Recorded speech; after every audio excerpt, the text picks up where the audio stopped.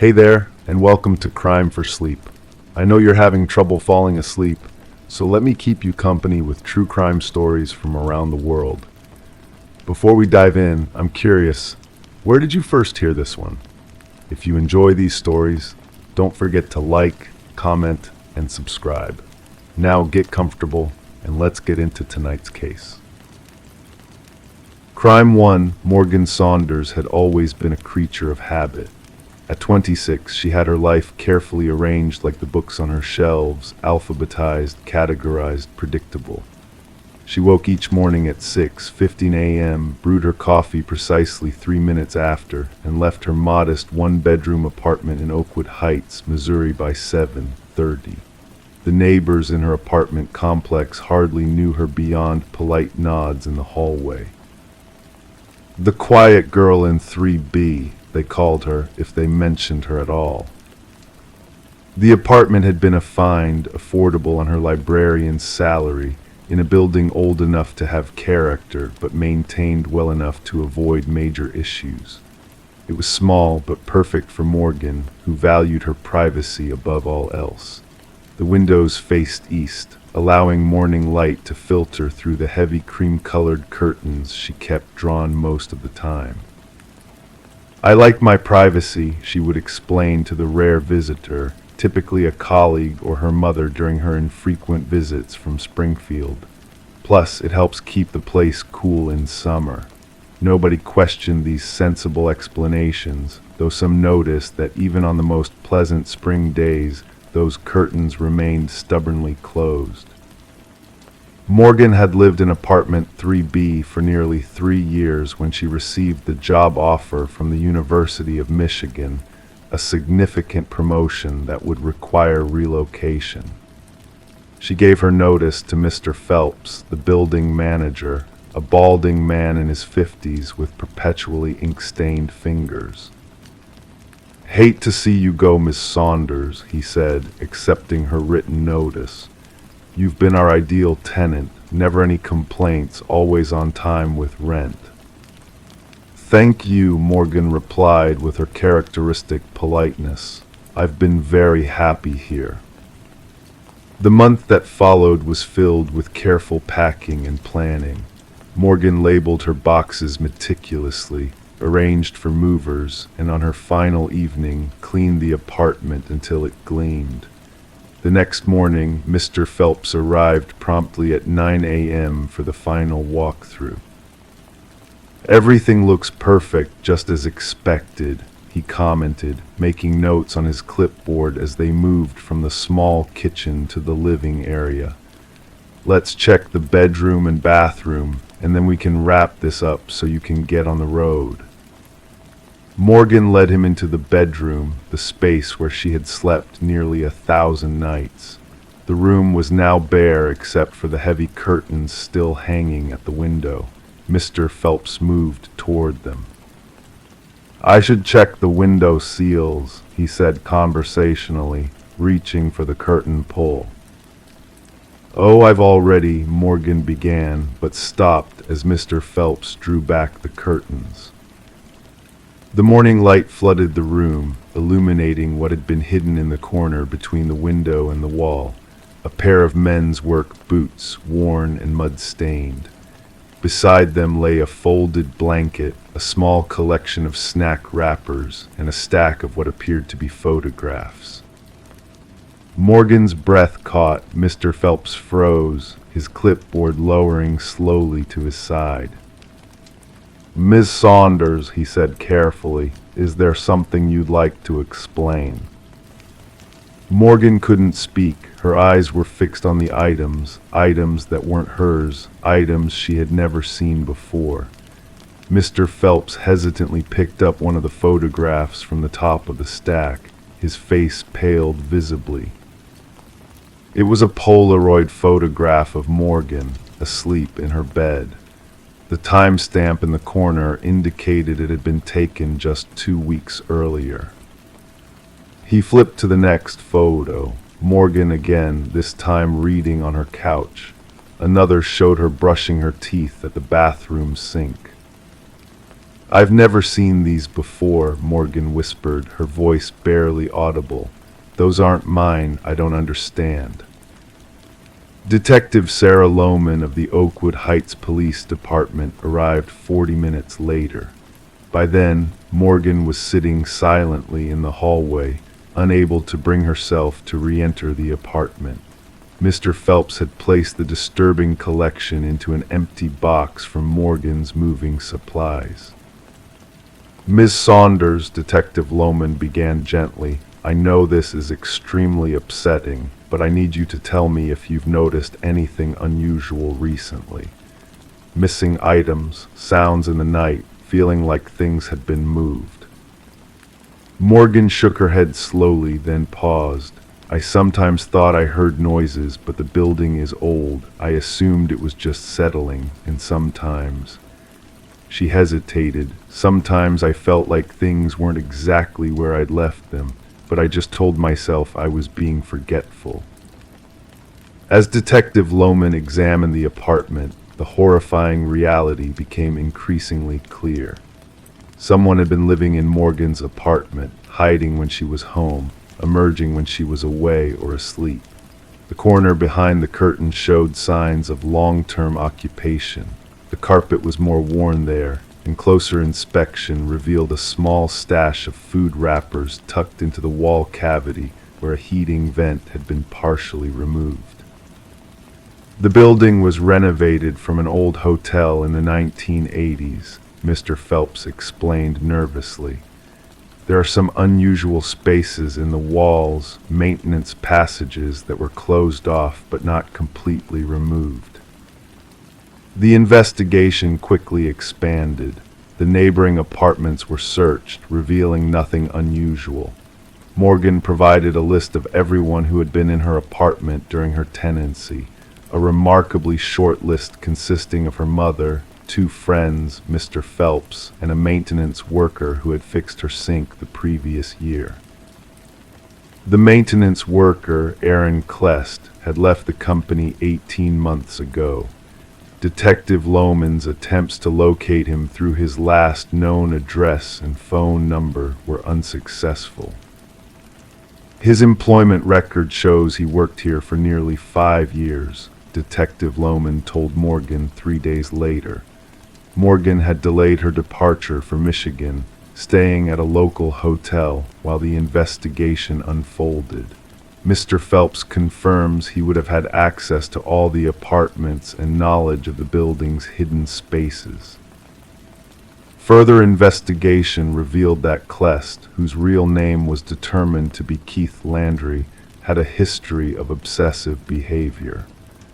A restraining order had been filed against him by a previous landlord in 2018, though charges were later dropped. The photos recovered from Morgan's apartment told a chilling story.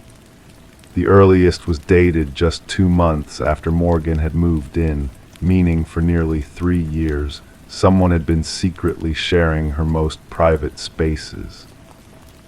"We found finger smudges on the inside of your medicine cabinet mirror," Detective Lohman explained, "and partial prints on the inside of your kitchen cabinets. He was moving through your apartment regularly, using your things, possibly even eating your food." Morgan struggled to process this information.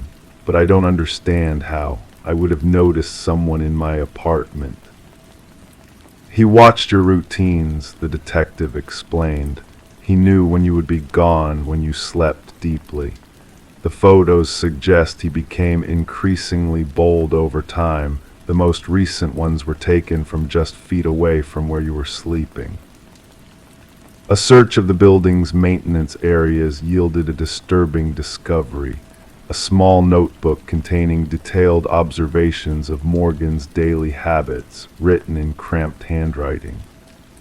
The entries documented her comings and goings, what she ate, what she watched on television, conversations she had on the phone, even which side she preferred to sleep on.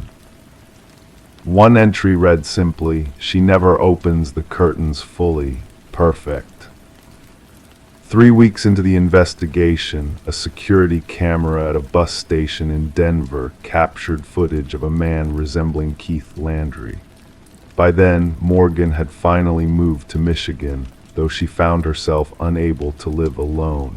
She moved in with a colleague temporarily, her sense of safety shattered. "I keep checking behind the curtains," she told Detective Lohman during their weekly update calls. "I can't sleep without looking in every closet under the bed. I feel watched all the time." 6 months later, Keith Landry was apprehended in Seattle, living under yet another false identity. In his possession were photos of a different woman, a neighbor in his new apartment building who, like Morgan, lived alone. When questioned about Morgan Saunders, Landry spoke with an unsettling calmness. "She never knew I was there," he said, with what the interviewing officer described as pride in his voice. "For 3 years we shared a life and she never knew." Morgan Saunders eventually testified at Landry's trial, where he was convicted of stalking, breaking and entering, an invasion of privacy. He was sentenced to 7 years in prison. Morgan never again lived in an apartment with curtains. Her new home in Michigan has windows covered only with blinds that she opens fully each morning and closes completely at night, after carefully checking every corner, closet, and possible hiding place. She still wakes sometimes, startled by ordinary house sounds, convinced that she hears breathing other than her own. On those nights, she turns on every light and searches her home again, looking for the man who, for 3 years, lived hidden behind her curtains, watching her sleep. The case of Keith Landry prompted the Oakwood Heights Police Department to create a public awareness campaign about frogging, the term used to describe people secretly living in someone else's home. They advise residents to regularly check infrequently used spaces in their homes and to report any signs of intrusion, no matter how small. For Detective Lohman, the case remains one of the most disturbing of her career. "What makes it so unsettling," she explained in a later interview, "isn't just the violation of privacy. It's the realization that sometimes the monsters aren't hiding under the bed, they're standing beside it, watching you sleep, and you don't even know they're there." Crime 2, when she dropped her bracelet under the closet shelf, she reached down to grab it, only to realize the floor wasn't made of wood like the rest of the house. It was softer, warmer, covered in a thin layer of paint. When she scraped it, something red seeped through. Melanie Thompson had always been a careful woman. At 32, she had built a life of quiet routine in the small town of Oak Ridge, Nebraska. A librarian by profession, she found comfort in organization, in knowing exactly where things belonged. Perhaps that's why the old Victorian house on Sycamore Lane called to her when it went up for sale in the spring of 2018. Despite its age and the renovations it clearly needed, there was something about its bones that felt right to her. It was a good price, she later told Detective James Harmon. The realtor said the previous owners had moved suddenly due to a job transfer. They were motivated sellers. Melanie's mother had gifted her a silver charm bracelet for her birthday that March, just 2 weeks after she had moved in. It was a delicate thing, with tiny silver books dangling from it, a nod to her profession.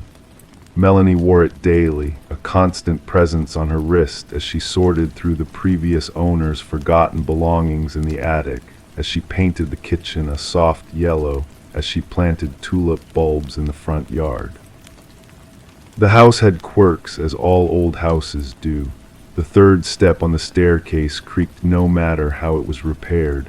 The upstairs bathroom faucet dripped constantly, and the master bedroom closet was unusually deep, extending farther back than seemed logical given the layout of the house.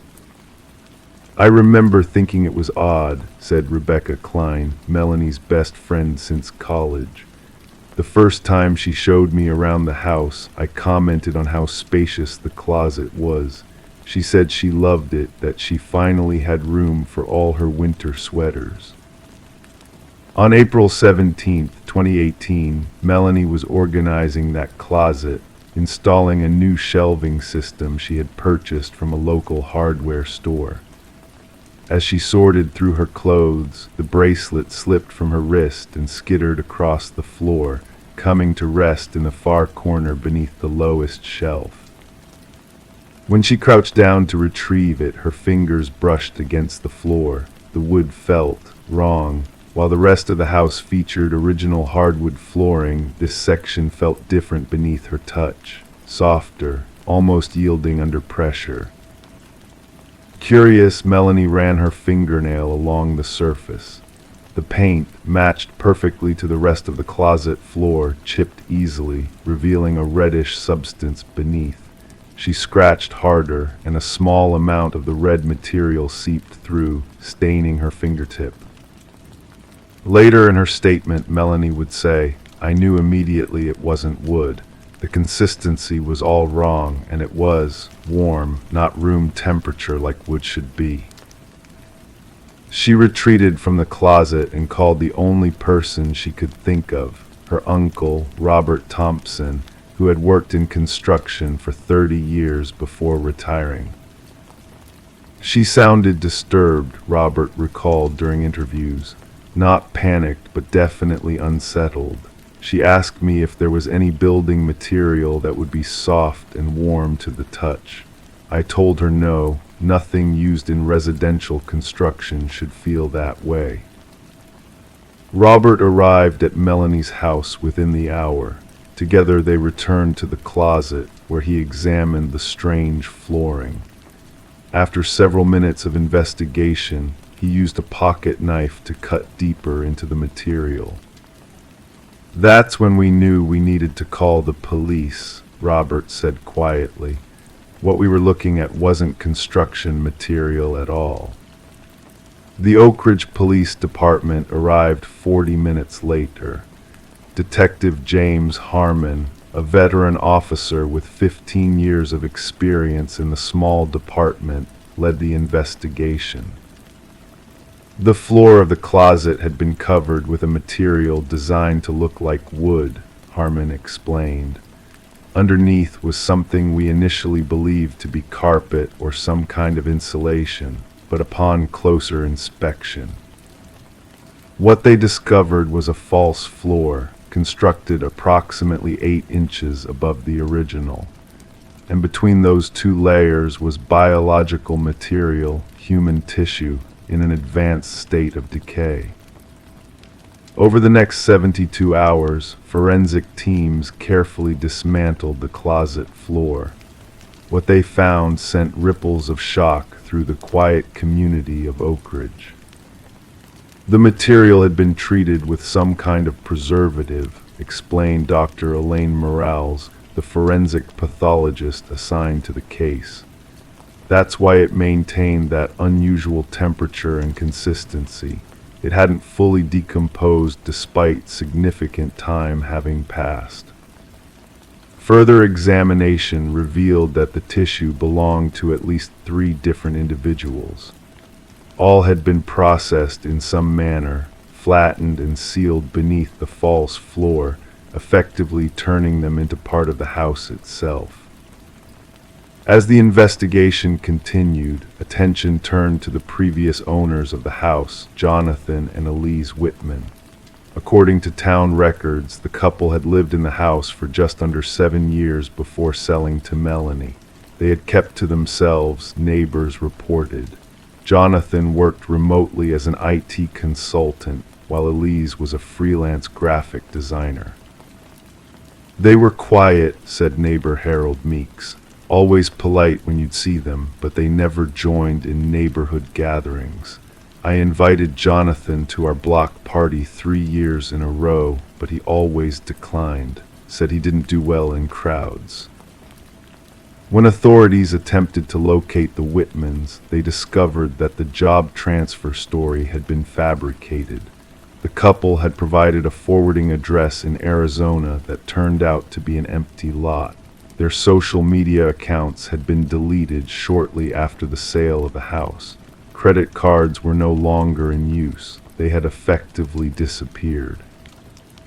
A search of public records revealed something even more disturbing. Jonathan and Elise Whitman might not have been their real names. No birth certificates, school records, or employment history prior to their arrival in Oak Ridge could be located. It's as if they appeared out of nowhere 7 years ago, Detective Harmon noted, and then vanished just as completely.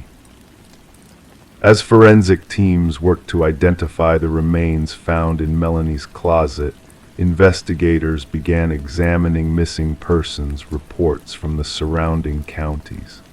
3 cases quickly rose to prominence, all young women who had disappeared between 2012 and 2017. All had last been seen within a 30-mile radius of Oak Ridge. Cynthia Reeves, 24, a graduate student at the State University, missing since February 2012. Diane Lowry, 29, a postal worker who disappeared after her shift in November 2015. Alicia Mendez, 26, a nurse who never returned home from a night shift in March 2017. We're still awaiting conclusive DNA results, Detective Harmon stated in a press conference held 2 weeks after the initial discovery. But preliminary findings suggest the remains may match these missing persons cases. For Melanie Thompson, the horror of what had been literally beneath her feet as she slept was overwhelming. She moved out of the house immediately, taking refuge with her parents in a neighboring town. "I can't close my eyes without thinking about them," she told Rebecca Klein during a phone call that her friend later recounted to investigators.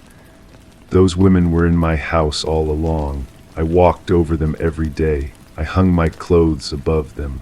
They were there and I never knew." As the investigation continues, the house on Sycamore Lane sits empty, surrounded by police tape.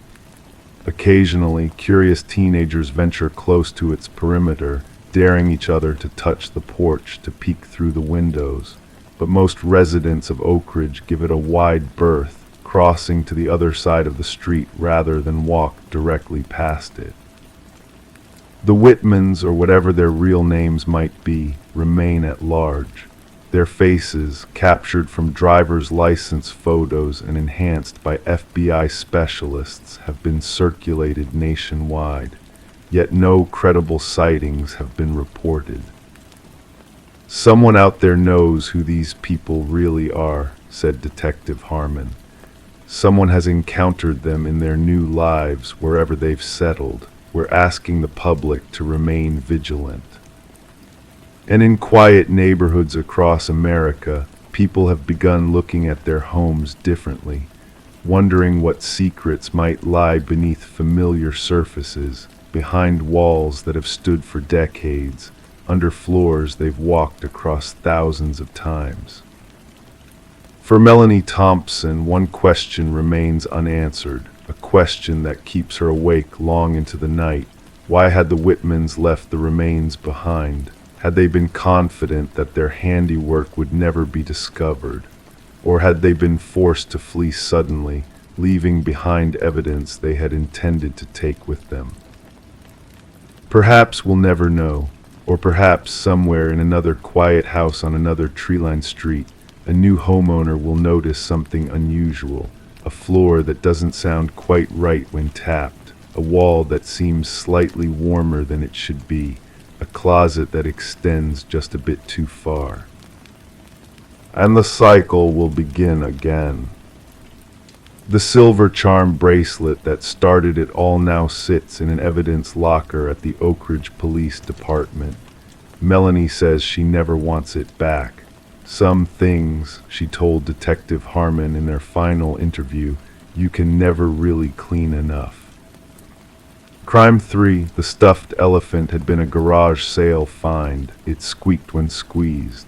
until one day it played a distorted voice instead, muffled, frantic, repeating her name. When she opened the toy, there was a tiny recorder stitched inside, still running. Emma Langford had always been drawn to second-hand treasures. At 32, her modest two-bedroom home in Pinewood, Michigan was filled with carefully curated finds, vintage picture frames, weathered books, and gentle-faced dolls that she meticulously cleaned and arranged on pine shelves. Her colleagues at the local library often joked that Emma lived more in the past than the present. She had grown up in Pinewood, a quiet child with wistful eyes who preferred the company of stories to people. Her parents had died within a year of each other when she was in her 20s, her father from a sudden heart attack, her mother from what the neighbors called a broken heart, though the death certificate listed pneumonia as the cause. Emma had inherited the family home and a sense of profound solitude that she had gradually come to embrace. Every Saturday morning, Emma followed the same routine. She would rise at 7, brew a cup of Earl Grey tea, and scan the local paper for garage sales. On this particular April morning in 2019, a small listing caught her eye. Moving sale, 1422 Briarwood Lane, everything must go. The address was in the old Victorian district, where grand houses stood like aging dowagers behind wrought iron fences. The home belonged to the Caldwell family, Emma learned from the tired-looking woman who greeted her. They were relocating to Arizona for Mr. Caldwell's health. Their daughter, now grown with children of her own, had already taken what she wanted from her childhood bedroom. "Feel free to look through everything," Mrs. Caldwell said. "We just want it gone." Emma moved methodically through tables of kitchenware and boxes of books until she reached a cardboard box marked Ashley's Toys. Inside, nestled among plastic ponies and tattered board games, was a stuffed elephant. Its gray velvet was worn smooth in places, but its glass eyes still captured the light with surprising clarity. When Emma squeezed it gently, it emitted a soft squeak. "How much for this?" she asked, holding up the elephant. $2, Mrs. Caldwell replied, barely glancing at it. Ashley carried that thing everywhere until she was about 7. Then one day she just didn't want it anymore. She shrugged. Kids. Emma paid for the elephant and a few vintage paperbacks, tucked her purchases into her canvas tote bag, and walked the 6 blocks home. The elephant found a place on her nightstand, its trunk curled upward in what seemed like a gesture of perpetual optimism. For 3 weeks the elephant sat undisturbed, watching Emma as she slept, read, and dreamed in the soft lamplight. Then, on a Wednesday evening as rain tapped against her bedroom window, Emma reached for the elephant and gave it an absent-minded squeeze. Instead of the expected squeak, a distorted sound emerged, a scratchy, static-filled noise that made Emma's hand jerk away. She stared at the toy, wondering if her ears were playing tricks on her. Cautiously, she pressed it again. This time she heard it clearly, a voice, distant and desperate, saying what sounded like a name, her name. "Emma, Emma, please." The hair on her arms stood up. Emma turned the elephant over in her hands, examining it carefully for the first time. The stitching along its back seemed newer than the rest, the thread a slightly different shade of gray. With trembling fingers, she found a pair of scissors in her bedside drawer and carefully cut the thread.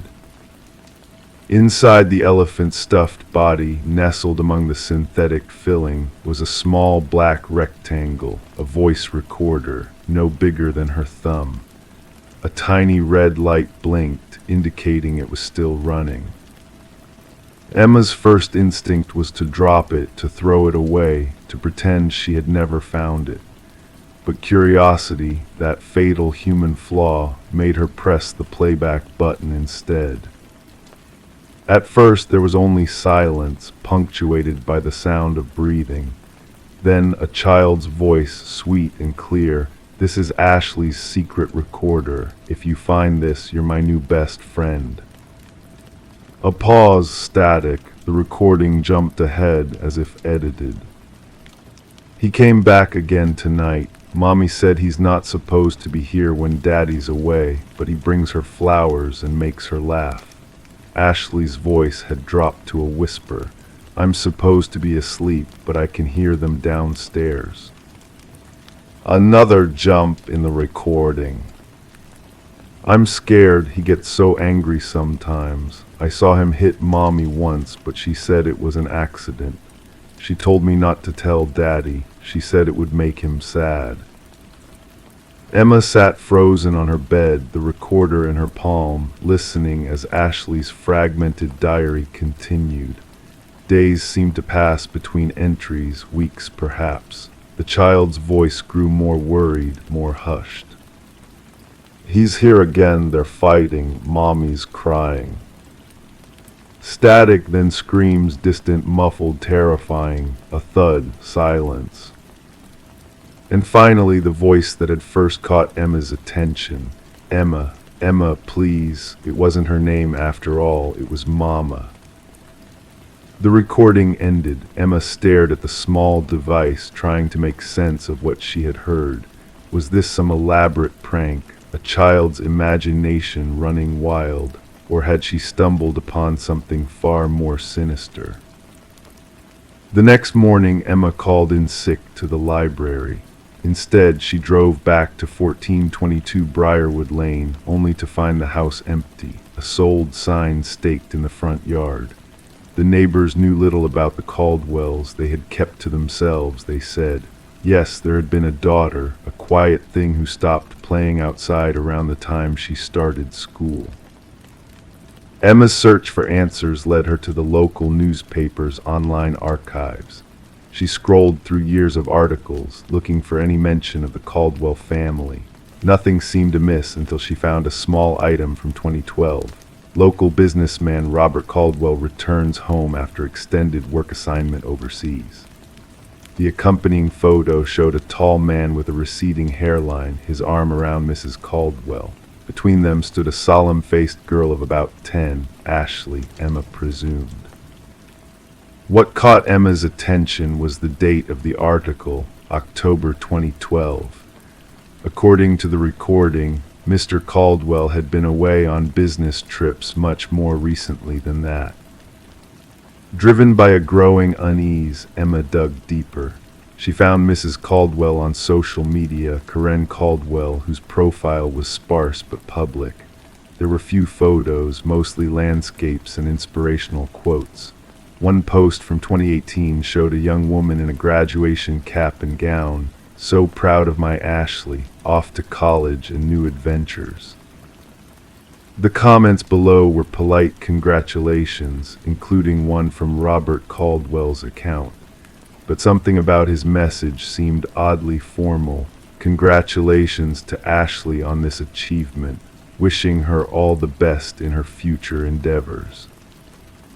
Emma scrolled further back and noticed something strange. There were no photos of the three of them together after 2013. In fact, there were no clear photos of Robert at all after that year, only mentions of him in Karen's occasional updates. A chill ran through Emma as a theory began to form in her mind. She returned to the newspaper archives and expanded her search to include police reports and court records. Nothing for Robert Caldwell in Pinewood, nothing for any Caldwell. On an impulse, she searched for missing persons reports in neighboring counties from 2013 to 2014. The third page of results made her breath catch. A small article about an unidentified male body found in a wooded area 50 miles north of Pinewood in January 2014. The case had gone cold, the body never claimed. Over the following weeks, Emma became obsessed with the mystery. She created a timeline, cross-referencing the dates mentioned in Ashley's recordings with public records. She searched property records and discovered that the house on Briarwood Lane had been solely in Karen Caldwell's name since 2013, though it had previously been jointly owned. She found Ashley Caldwell on social media, now Ashley Brennan, married and living in Phoenix. Her profile showed a smiling young woman with her husband and a newborn baby. There were photos of Karen visiting, but none of Robert, ever. Emma considered contacting Ashley directly, but hesitated. What would she say? I found your childhood toy with a recording of what might be a domestic violence incident or worse. How would that affect the young woman's life, her relationship with her mother? Instead, Emma anonymously mailed the recorder to the detective who had been assigned to the unidentified body case, along with a carefully worded letter explaining where she had found it and what she suspected. 3 months later, a small article appeared in the local paper, Cold Case Reopened, 2014 Unidentified Remains Linked to Missing Person. The article didn't mention the Caldwells by name, only that new evidence had led investigators to identify the remains and that a person of interest was being questioned in connection with the death. Emma kept the elephant, its belly now resewn. She placed it on her highest shelf, its glass eyes watching over her room. Sometimes, late at night when the house settled around her, she imagined she could hear the faintest whisper coming from it, a child's secret, a woman's fear, a truth long buried in stuffing and silence. The case against Karen Caldwell proceeded slowly through the justice system. The evidence was largely circumstantial. The recordings, the suspicious timing of Robert's disappearance, financial transactions that suggested premeditation. Karen maintained that Robert had abandoned them, that any suggestion otherwise was preposterous. Ashley's testimony proved crucial. Now in her 20s, she described the man her mother had been seeing during her father's business trips, a man who disappeared around the same time her father supposedly left them. She spoke of nights filled with arguments, of her mother's erratic behavior, of being told never to mention certain things to her father. The toy recorder had been a gift from her real father, Ashley testified. She had used it as a diary of sorts, hiding it in her elephant where her mother wouldn't find it.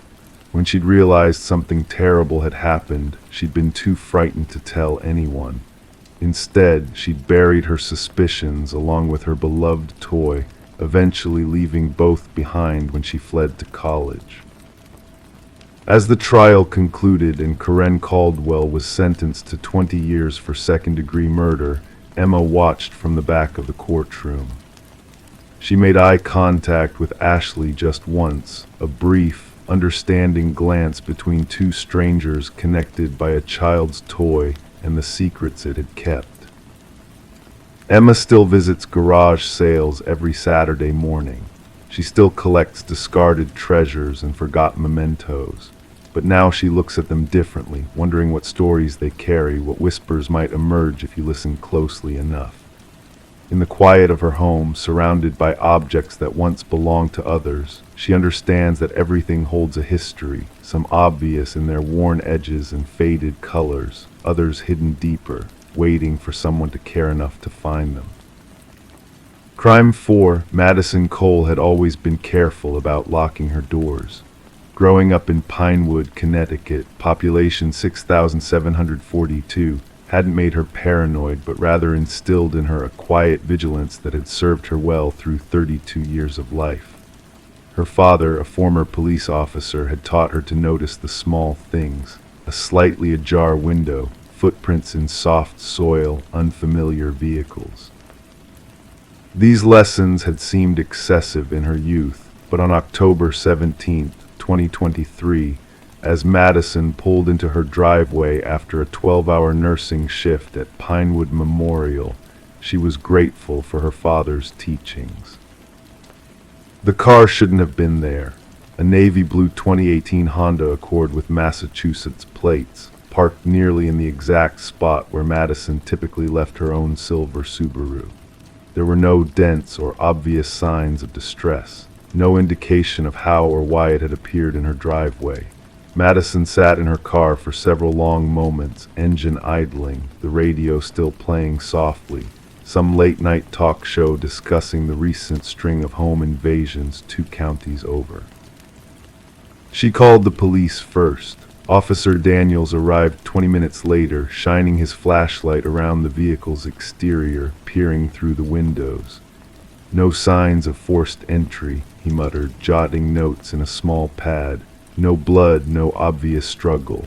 Madison stood back, arms crossed against the October chill, watching her breath form small clouds in the night air. "You sure you don't know whose car this is, ma'am?" Officer Daniels asked again, though Madison had already told him twice that she had no idea. "Positive," she replied. "I don't know anyone with a blue Honda." The license plate came back registered to a Thomas Geller from Worcester, Massachusetts. No reports of it being stolen, no criminal record for Mr. Geller. Just a 47-year-old accountant who, according to Officer Daniels' database, had no apparent connection to Madison, Cole, or Pinewood, Connecticut. "We'll contact Mr. Geller in the morning," Officer Daniels said, his tone suggesting this was little more than an inconvenience, perhaps a navigational error or a mistaken address. "For now, I'd suggest you park on the street and leave this vehicle be. We'll get it sorted tomorrow." Madison nodded, but something felt wrong. The car was too deliberately placed, too clean, too intentional. After Officer Daniels left, promising to drive by again during his night rounds, Madison found herself lingering in her driveway, staring at the Honda. The night had grown quiet, just the occasional rustle of autumn leaves and distant highway sounds. Her neighbors' houses were dark, everyone asleep, or at least pretending to be. She approached the car slowly, her phone's flashlight illuminating the interior. The front seats were empty except for a coffee cup in the holder, Starbucks half finished. The back seat appeared damp, as if someone had spilled water or perhaps it had been recently cleaned. Madison tried the driver's side door, expecting it to be locked. It wasn't. The door opened with a soft click that seemed impossibly loud in the quiet night. Madison hesitated, then lined in, careful not to touch anything. The keys hung from the ignition. A faint smell of pine air freshener mixed with something else, something chemical and sharp. Cleaning solution, perhaps. Her flashlight beam caught the glove compartment, slightly ajar. Madison knew she should wait for the police to return, knew that touching anything could contaminate potential evidence. But evidence of what? A simple mix-up didn't require forensic analysis. And yet something primitive in her brain was sending warning signals, making the hair on her arms stand on end. She opened the glove compartment. Inside was a manila folder, unmarked and new-looking. Madison carefully lifted it out with 2 fingers as if it might burn her. When she opened it, her heart nearly stopped. The first page was her 2022 tax return. Behind it were photographs, Madison at 12 years old at her grandmother's lake house, Madison at her high school graduation, Madison walking across the parking lot of the hospital where she worked, clearly taken within the past month. And at the back of the folder, a USB drive labeled in neat block letters, home visit footage.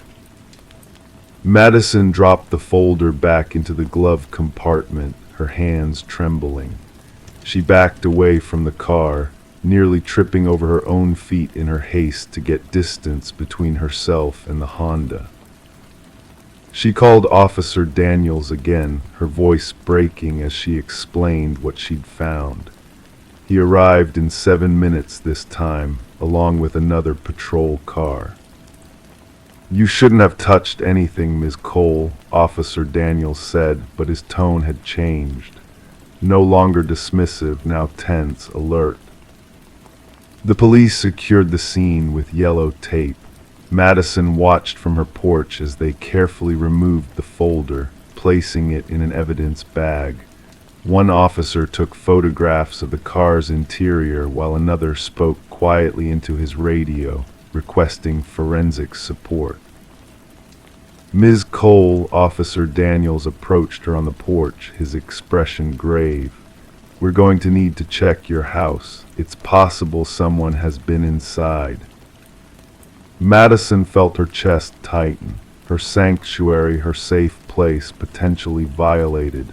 She nodded wordlessly and handed over her keys.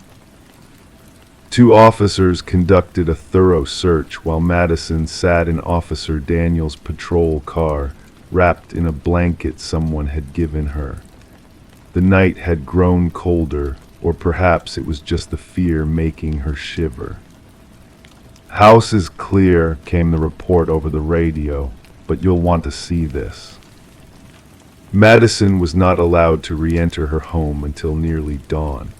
The forensic team had found small cameras hidden throughout her house, one in the living room smoke detector, another behind the bathroom mirror, a third in the bedroom ceiling fan. All wireless, all transmitting to somewhere unknown. "How long," Madison asked, her voice barely audible, "how long have they been watching me?" No one could answer that question. The cameras were professional grade, designed for long-term surveillance. The timestamps on the recovered files suggested at least 3 months of footage had been collected. Thomas Geller was found in his Worcester apartment that morning, dead from an apparent suicide. A single gunshot wound to the head, the gun still in his hand. His laptop was open to a complex series of video feeds, all dark now, but unmistakably the interior of Madison's home. But nothing in Geller's life explained his connection to Madison. They had never met, never worked together, never lived in the same city. His family was shocked, claiming he had been acting normally, showing no signs of obsession or mental distress. His browser history showed no searches for Madison Cole, no digital stalking footprint. His financial records revealed no unusual purchases beyond the surveillance equipment. The USB drive contained hundreds of hours of footage of Madison in her home, cooking dinner, reading on her couch, sleeping. Mundane moments of private life meticulously cataloged and time-stamped. But the most disturbing file was the one titled Next Visit, TXT, a detailed plan to enter her home while she slept, 3 days from the night she discovered the car. As investigations continued, more questions emerged than answers. Geller's phone records showed repeated calls to a burner phone that was never recovered. His email contained encrypted messages that forensic technicians couldn't crack. And most disturbing, a receipt for 3 identical Honda Accords, all purchased with cash over the past year. 2 months after discovering the car in her driveway, Madison Cole moved away from Pinewood. She changed her name, her appearance, her profession. The case remained open but inactive, filed under stalking and cross-referenced with 3 similar incidents across New England. The other 2 Honda Accords were never found. Sometimes late at night, Madison, now calling herself Sarah, checks her driveway before going to bed. She has cameras of her own now, monitoring the perimeter of her new home in a state far from Connecticut. She keeps a baseball bat beside her bed and sleeps with the lights on. Because she knows now what her father always understood. Vigilance isn't paranoia when something is truly watching. And somewhere out there, someone still has the footage of her most private moments, cataloged and saved for reasons she may never understand. And sometimes, when sleep won't come, she wonders about those other two cars, and who might find one parked in their driveway, keys in the ignition, backseat still wet from cleaning. Crime 5, the suburbs of Springfield, Massachusetts always seemed immune to tragedy. Tree-lined streets, well-maintained lawns, and neighborhood barbecues defined life on Lakewood Drive, where Ellen McKinney had lived for 23 years. At 51, Ellen was known for her morning walks, her volunteer work at the local library, and the meticulous care she took of her garden. Her neighbors described her as reliable as the seasons, always there with a wave or a kind word, her presence a constant in their daily lives. Ellen lived alone after her divorce 7 years prior, but she was far from lonely. Her sister called every Sunday afternoon. Her book club met twice monthly in her living room, and her colleagues at the accounting firm where she worked as an office manager relied on her steady presence. Ellen was, by all accounts, a woman who had carefully constructed a life of quiet contentment. On Tuesday, November 17, 2021, Ellen left work at her usual time, 5:15 p.m. Security footage showed her walking to her silver Honda Civic in the parking garage, carrying her beige leather handbag and the travel mug she used daily. The timestamp on the garage exit camera confirmed she drove out at 5:23 p.m. The drive home to Lakewood Drive typically took 18 minutes. Ellen never arrived. When she failed to answer her sister's text that evening, it didn't immediately raise alarms. When she didn't appear at work the following morning, her colleagues assumed she was sick. It wasn't until Jennifer Walters, her next-door neighbor, noticed Ellen's mail accumulating on Thursday that someone approached her front door. The house was locked, the curtains drawn. Ellen's car wasn't in the driveway or garage. The silence inside felt heavy with absence. Detective Marcus Holloway took the missing persons report on Friday morning. At first, it seemed like a standard case, a middle-aged woman possibly taking an unannounced break from her routine life. Perhaps she'd gone to visit a friend. Perhaps she'd simply needed space. The investigation began with the quiet, measured pace that matched Ellen's own life. But as the days passed, the careful architecture of Ellen's existence revealed subtle fractures that no one had noticed before. "I can't understand why she'd leave her cat," Jennifer told Detective Holloway. "Milo was everything to her. She wouldn't even stay overnight anywhere without arranging for someone to check on him." The tabby cat had been found pacing anxiously when police first entered Ellen's home, his food and water bowls nearly empty. Ellen's bank accounts showed no unusual activity. Her credit cards remained unused after her last grocery purchase on the afternoon she disappeared. Her passport was still in her desk drawer. Her toothbrush and daily medications remained in her bathroom cabinet. It was as though Ellen had simply evaporated somewhere between the office parking garage and her front door. As Detective Holloway interviewed Ellen's colleagues, a more complex picture began to emerge. 2 weeks before her disappearance, Ellen had seemed distracted. She'd made uncharacteristic errors in the office filing system. She'd forgotten a standing lunch date with her friend Clara. And according to her supervisor, Ellen had been spotted sitting in her car in the parking garage for nearly 40 minutes after work one evening, simply staring straight ahead. She seemed stressed, Clara admitted during her interview, but when I asked, she just smiled and said she was dealing with some old business. I didn't push it. Now I wish I had. The investigation reached its first turning point when technicians recovered deleted emails from Ellen's computer. 3 messages from an account named JD1975@mailbox.com contained cryptic references to unfinished conversations and the truth about that summer. The final email, sent just 1 day before Ellen vanished, read simply, "I'll be in town tomorrow. We need to talk. same place as before. Detective Holloway's focus shifted to Ellen's past. Her ex-husband David McKinney, now remarried and living in Vermont, expressed genuine shock at her disappearance. Their divorce had been amicable, the result of quietly growing apart rather than any dramatic rupture. Phone records confirmed they hadn't spoken in months. Ellen's sister Rachel provided the first significant clue when she mentioned a period in Ellen's life that seemed conspicuously absent from her usual reminiscences. "She never talks about the summer she turned 22, Rachel said. "There was some kind of falling out with her friend group in college. She transferred to a different university that fall and never explained why." The investigation led Detective Holloway to Brookhaven, a small town 3 hours west of Springfield. Records showed that Ellen had lived there during the summer of 1992, sharing a house with 4 other students while working at a local diner. 3 of those former housemates were easily located. The 4th, James Decker, had seemingly vanished from public records after 1993.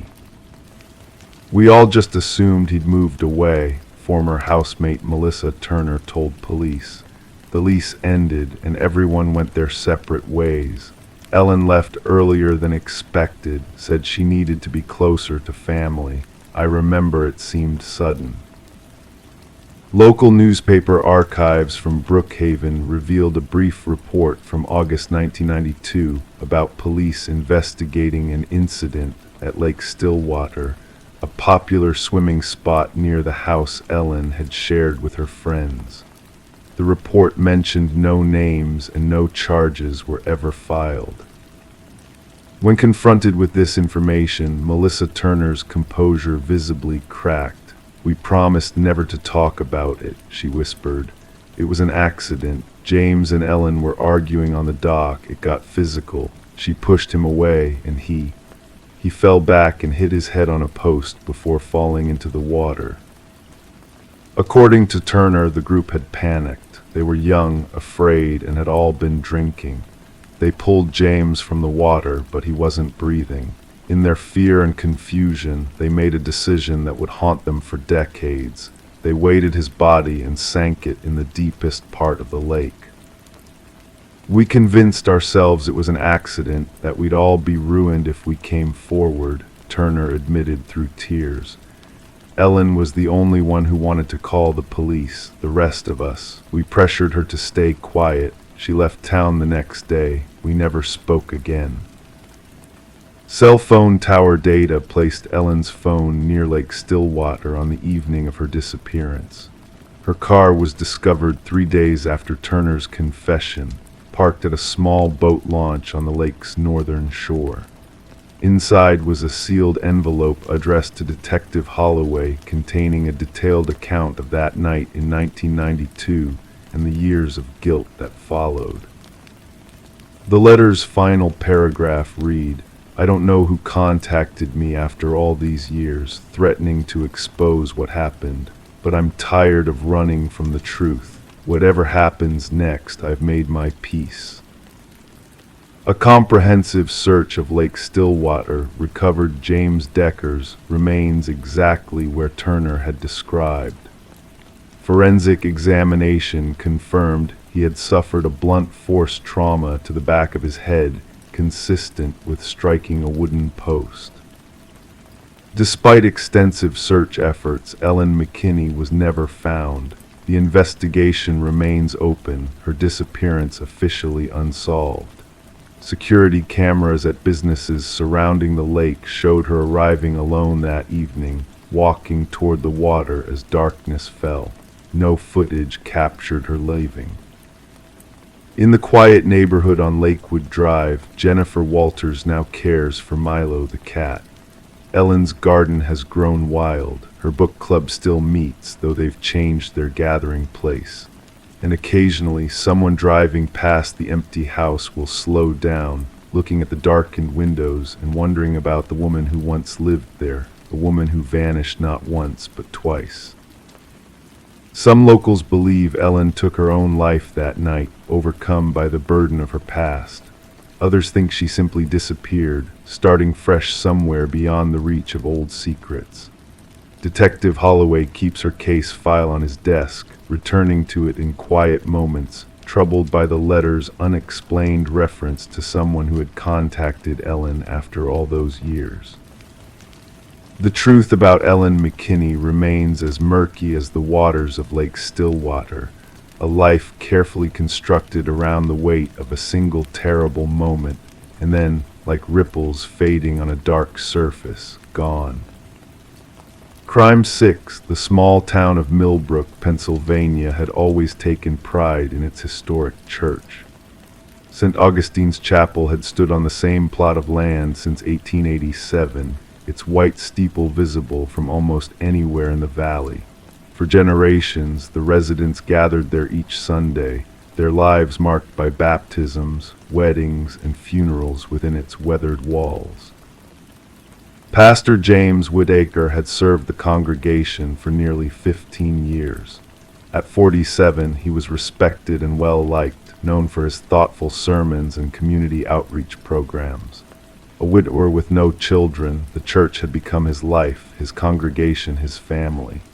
He lived in the modest parsonage next door, often seen tending to the gardens that separated the two buildings or walking his aging golden retriever along the creek behind the property. When the church board approved renovations to the aging sanctuary in March of 2022, no one expected anything beyond the usual challenges of updating a century-old building. The wooden floors had begun to warp in certain areas, the old heating system needed replacement, and the congregation had grown enough to justify expanding the fellowship hall. Pastor Whitaker had championed these improvements for years, meticulously planning fundraisers and grant applications. On April 17th, the work began. The congregation temporarily relocated their services to the local high school auditorium, while contractors started the careful process of preserving what could be saved and replacing what couldn't.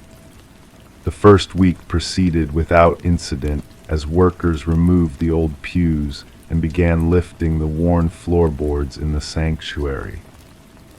It was Derek Schieffer, a 28-year-old carpenter on the renovation crew, who first noticed something unusual beneath the pulpit area. As he pried up the oak planks that had been installed during a previous renovation in the 1950s, he found not the original flooring or foundation they expected, but a layer of concrete. It was odd, Derek later told investigators. This section was poured differently, almost like an afterthought, and the concrete was newer than it should have been for a building this age. His supervisor, Mike Lawson, initially dismissed it as a patched job from previous repairs. But when they began breaking through the concrete to access the foundation below, Derek's hammer struck something solid that wasn't stone or brick, something that echoed hollow. By mid-afternoon, the workers had exposed what appeared to be a wooden chest, approximately 3 feet long and 2 feet wide. It was secured with a heavy chain wrapped multiple times around its body, fastened with a padlock that had long since rusted shut. "We thought maybe it was a time capsule," Mike said. "Old churches sometimes buried records or memorabilia during anniversaries or renovations." I called Pastor Whitaker immediately. What struck the workers as strange, however, was that the chest appeared to have been deliberately encased in concrete, as if someone had wanted to ensure it would never be found. The concrete had been poured around it, forming a tight seal. Pastor Whitaker arrived shortly after receiving the call. Those present later commented on his unusual reaction. Rather than expressing curiosity or excitement at the discovery, the normally composed pastor seemed agitated, insisting that they leave everything untouched until he could consult with historical preservation experts. He kept saying it might contain fragile documents that could be damaged. recalled Angela Martinez, the project manager, but something felt off about how nervous he seemed. When Pastor Whitaker left to make some calls, the workers, driven by curiosity, decided to open the chest. Using a pair of bolt cutters, they snapped the deteriorated lock and carefully lifted the lid. Inside, neatly folded and remarkably preserved, lay a wedding dress of vintage design, its ivory silk yellowed with age. Beside it, they found a small leather-bound book of hymns, its edges charred as though someone had attempted to burn it. And at the bottom of the chest, wrapped in what appeared to be an altar cloth, was a framed photograph. The image showed a much younger James Whitaker, perhaps in his early 30s, standing in what appeared to be woods at night. The flash of the camera had created an eerie effect, illuminating just the pastor and what looked like freshly disturbed earth at his feet, a shallow grave. By the time Pastor Whitaker returned, the workers had already contacted the police.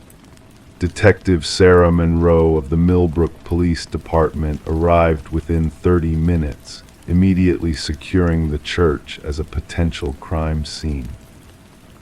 The expression on his face when he saw that we'd opened the chest, Derek would later testify, "I'll never forget it. It wasn't anger or fear, it was resignation."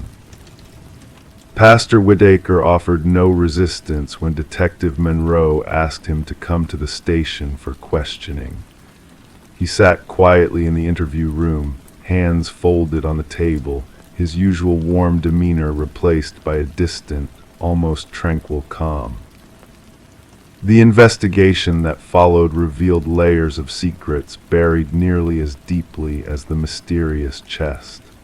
The wedding dress was identified as belonging to Rebecca Winters, a 26-year-old woman who had disappeared from the neighboring town of Glendale in 2008, just 3 months before her wedding to her college sweetheart, Michael Pearson. Rebecca had been a member of St. Augustine's youth group as a teenager and had maintained ties to the church even after moving away for college. She had returned to the area after graduation, taking a job as an elementary school teacher in Glendale, 12 miles from Millbrook. Her disappearance had been investigated extensively, but no leads had materialized. She had simply vanished one evening after leaving a friend's house. The hymnal found in the chest contained handwritten notes in the margins, messages between two people identified only by initials. Forensic analysis would later confirm the handwriting matched samples from both Rebecca and Pastor Whitaker.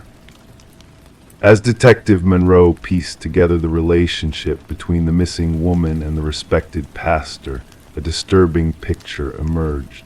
Former church members recalled that Rebecca had been volunteering at St. Augustine's around the time of her disappearance, helping with a summer program. Several remembered noticing tension between her and Pastor Whitaker, though no one had thought much of it at the time. "She seemed uncomfortable around him," said Alina Weiss, who had been the church secretary for over 20 years before retiring. "I asked her about it once, and she just said they had different perspectives on her upcoming marriage. I assumed it was something theological." The investigation uncovered email correspondence between Rebecca and her fiancé in the weeks before her disappearance. In one message, she mentioned needing to resolve something from the past before their wedding. In another, she wrote about feeling conflicted about old promises that were resurfacing. 2 months into the investigation, the photograph found in the chest led detectives to a wooded area on church property near the creek that ran behind the parsonage. Using ground-penetrating radar, they located an anomaly consistent with disturbed soil.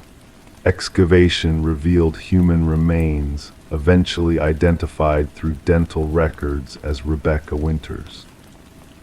Throughout the investigation, Pastor Whitaker maintained his silence, speaking only through his attorney. It wasn't until the preliminary hearing that the community finally heard his version of events, a story that many found difficult to reconcile with the man they thought they knew. According to his testimony, he and Rebecca had been involved in a relationship years earlier when she was 19 and he was a 30-year-old associate pastor at a different church. The relationship had ended when he took the position at St. Augustine's, but Rebecca had reached out to him after becoming engaged, expressing doubts about her upcoming marriage. She wanted to meet to get closure, his attorney read from a prepared statement. When she came to the church that night, our conversation became heated. She threatened to reveal our past relationship to the church board if I didn't help her break off her engagement.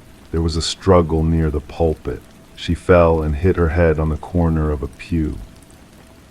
The medical examiner's report, however, indicated that Rebecca had died from strangulation, not blunt force trauma. The defensive wounds on her hands suggested she had fought desperately for her life. The case never went to trial. 2 days before jury selection was set to begin, James Whittaker was found dead in his cell, having fashioned a noose from his bedsheet. He left behind a journal containing a full confession, not just to Rebecca's murder, but to a lifetime of manipulations and deceptions. The most haunting aspect of the case for many Millbrook residents wasn't just the betrayal by someone they had trusted, but the realization that for 14 years, they had worshipped every Sunday above the hidden grave of a young woman whose only crime had been threatening to expose a man who had taken advantage of her. The wedding dress, the burnt hymnal, the photograph, these weren't just evidence of a crime. They were trophies, kept close in a perverse shrine beneath the very spot where Pastor Whittaker had delivered hundreds of sermons about redemption and forgiveness. St. Augustine's Church never reopened after the renovation. The congregation, unable to reconcile with what had happened there, eventually sold the property. The new owners demolished the building, unable to overcome the stigma attached to it. Today, a memorial garden stands where the church once did, with a small plaque honoring Rebecca Winters. Her parents, now in their 70s, visit every year on her birthday, placing fresh flowers beside the marker. The locked chest, the dress, the photograph, all were eventually destroyed after the conclusion of the case. But for the people of Millbrook, the memory remains locked beneath the surface of their community, a reminder that sometimes the darkest secrets hide in the places meant to harbor light. The case of St. Augustine's Church has faded from national headlines, but in Millbrook, people still speak in hushed tones about the pastor who preached above his victim for 14 years, his feet resting on the concrete that sealed his secret, Sunday after Sunday, year after year, until the ground beneath him finally gave way. Crime 7, the small town of Millfield, Connecticut, had always prided itself on being a place where people left their doors unlocked. Nestled between rolling hills and dense forests, its population of just under 5,000 maintained that small-town intimacy where everyone knew everyone else's business, or at least they thought they did. Rebecca Lawson had been selling houses in Millfield for nearly 15 years. At 42, she had the warm, confident demeanor that put buyers at ease and the persistent determination that closed deals. Her auburn hair was always neatly styled, her blazers pressed, her smile ready. She was known as the woman who could sell ice to Eskimos, as the old saying went, but she prided herself on honesty. "I won't sell a house I wouldn't live in myself," she often told clients. That philosophy was being tested by the Old Victorian on Sycamore Drive. The house had been built in 1887 by a local textile merchant and had changed hands numerous times over the decades. Its most recent owners, the Hendersons, had abruptly moved to Arizona after just 8 months of residence, citing Mrs. Henderson's sudden respiratory issues requiring a drier climate. They'd left most of their furniture behind and agreed to a significantly below-market asking price. "It's a steal," Rebecca had told her colleague Martin over coffee.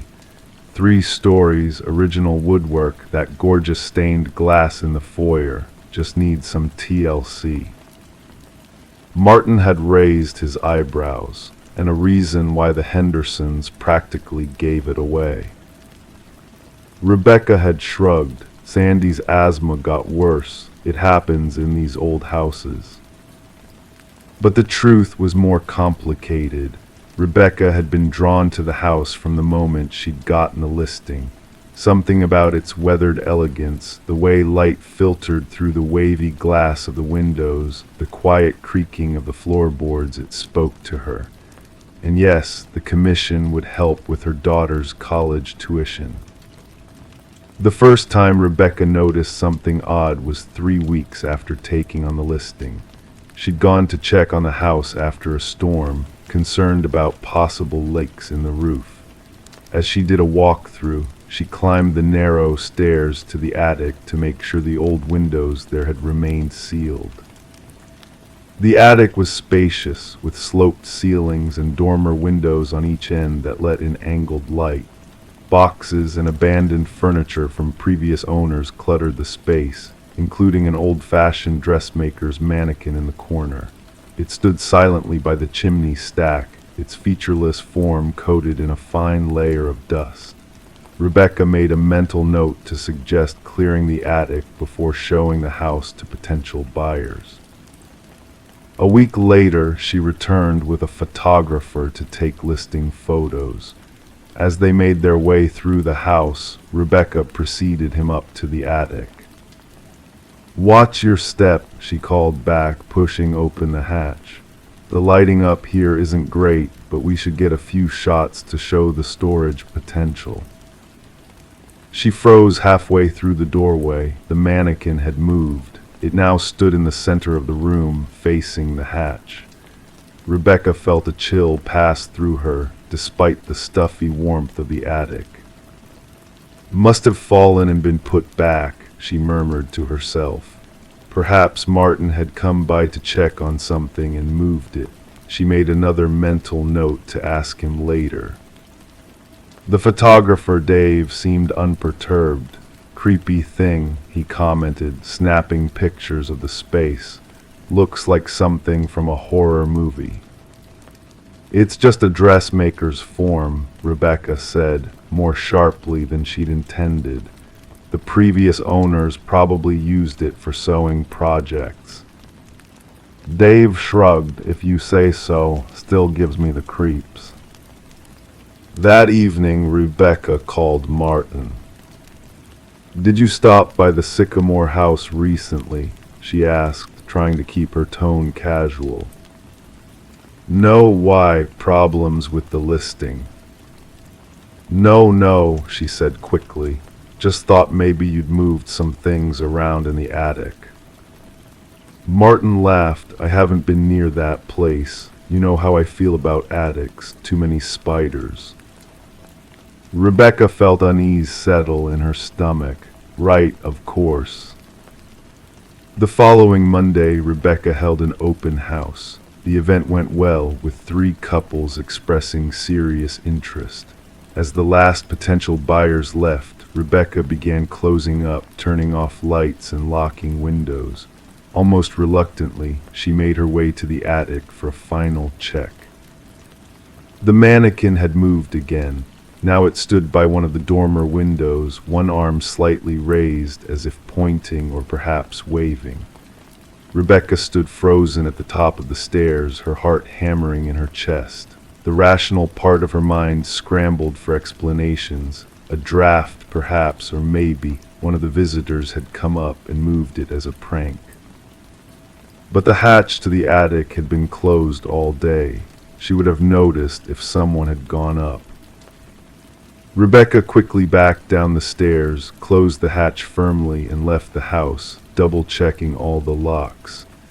That night she dreamed of the mannequin, its blank face somehow watching her, its rigid arms slowly rising to point. Over the next 2 weeks, Rebecca showed the house to several interested parties.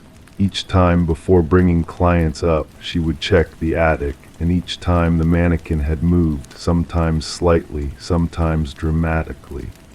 Once she found it positioned directly at the top of the stairs, as if waiting for her. Another time it was turned to face the wall, both arms now raised above its head. Rebecca began researching the history of the house more thoroughly. The local historical society provided information about the original owners and subsequent residents, but nothing stood out as unusual or concerning. No tragic deaths, no scandals, just an old house that had sheltered generations of ordinary people. Then Rebecca discovered the journal. She had been measuring a window in the master bedroom for a potential buyer who wanted to know if their antique curtains would fit when she noticed a loose floorboard. Curious, she pried it up and found a small leather-bound book wedged in the space beneath.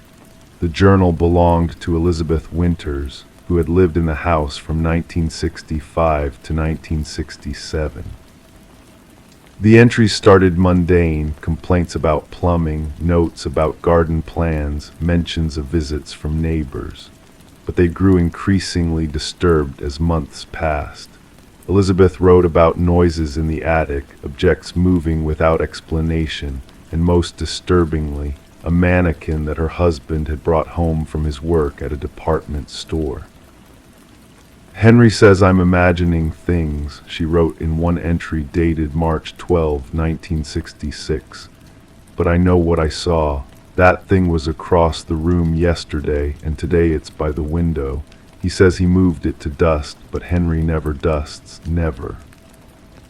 The final entry, dated July 8, 1967, sent chills down Rebecca's spine.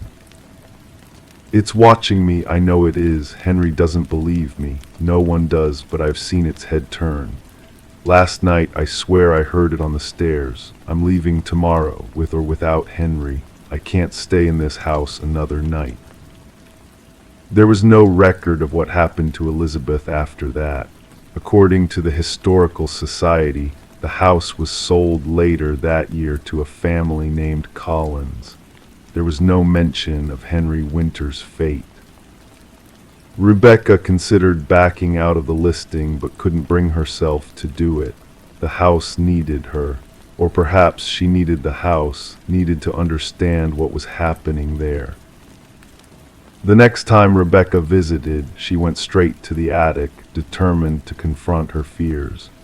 The mannequin stood in its original position by the chimney stack. Rebecca approached it slowly, examining it closely for the first time. It was older than she'd first thought, with a weathered wooden base and a torso covered in faded fabric. Where a head should have been was a smooth, featureless oval, slightly yellowed with age. There were no markings to indicate its manufacturer or age. "What are you?" Rebecca whispered, feeling foolish but unable to help herself. The mannequin, of course, remained still and silent. 2 days later, Rebecca returned with a potential buyer, a young couple looking for their first home. As she led them through the house, emphasizing the original details and spacious rooms, she deliberately avoided mentioning the attic. But the husband, an architect with an eye for structure, asked about it. "Is there access to the attic? I'd like to check the roof supports." Rebecca hesitated, then nodded. "Of course, this way." She led them up the narrow stairs, her heart pounding with each step. As she pushed open the hatch, she braced herself, unsure of what they would find. The mannequin was gone. Rebecca blinked, scanning the attic space. The dust-covered boxes remained, the old furniture sat undisturbed, but the corner by the chimney stack was empty. "Not much up here," the husband commented, moving past her to examine the roof beams. "No," Rebecca agreed faintly, "not much at all." After the couple left, promising to call her with an offer, Rebecca searched the entire attic, then the whole house. The mannequin was nowhere to be found. That night, Rebecca couldn't sleep. Images of the mannequin kept flashing through her mind, its blank face, its rigid posture, its inexplicable movements. Around 3 in the morning, she gave up on sleep and drove to the house on Sycamore Drive. The old Victorian loomed against the night sky, its windows dark and empty. Rebecca let herself in, moving through the familiar rooms with only the beam of her flashlight to guide her. She wasn't sure what she was looking for or what she expected to find, but some compulsion had driven her here. In the kitchen, she noticed something she hadn't seen before, a door, small and unobtrusive, built into the paneling beneath the stairs. It must lead to a storage space, she thought, though she couldn't recall seeing it on the house plans. The door was locked, but the old-fashioned keyhole was empty. Rebecca rummaged through her key ring until she found a small, slender key that might fit, one she'd discovered in a drawer weeks ago and had assumed belonged to a cabinet. The key slid in smoothly and turned with a soft click. The door swung open to reveal a narrow passage leading into darkness. Rebecca hesitated, then shone her flashlight into the opening. The beam illuminated a small room, barely larger than a closet, with a dirt floor and rough stone walls. And there, propped against the far wall, was the mannequin. But it had changed. Where the blank oval face had been, someone had carved crude features, 2 deep gouges for eyes, a slash for a mouth. And clutched in its rigid fingers was a kitchen knife, its blade reflecting the beam of Rebecca's flashlight. Rebecca stumbled backward, her breath coming in sharp gasps.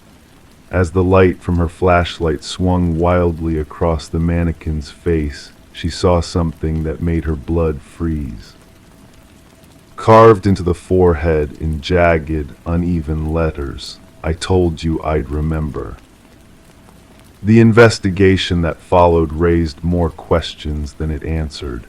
Police found no fingerprints on the mannequin or the knife except Rebecca's from when she'd examined it earlier. The small room beneath the stairs contained nothing else of interest, no footprints in the dirt floor, no evidence of recent entry. The journal Rebecca had found was authenticated as belonging to Elizabeth Winters, who, records showed, had been committed to a psychiatric facility in August 1967. She had died there 3 months later.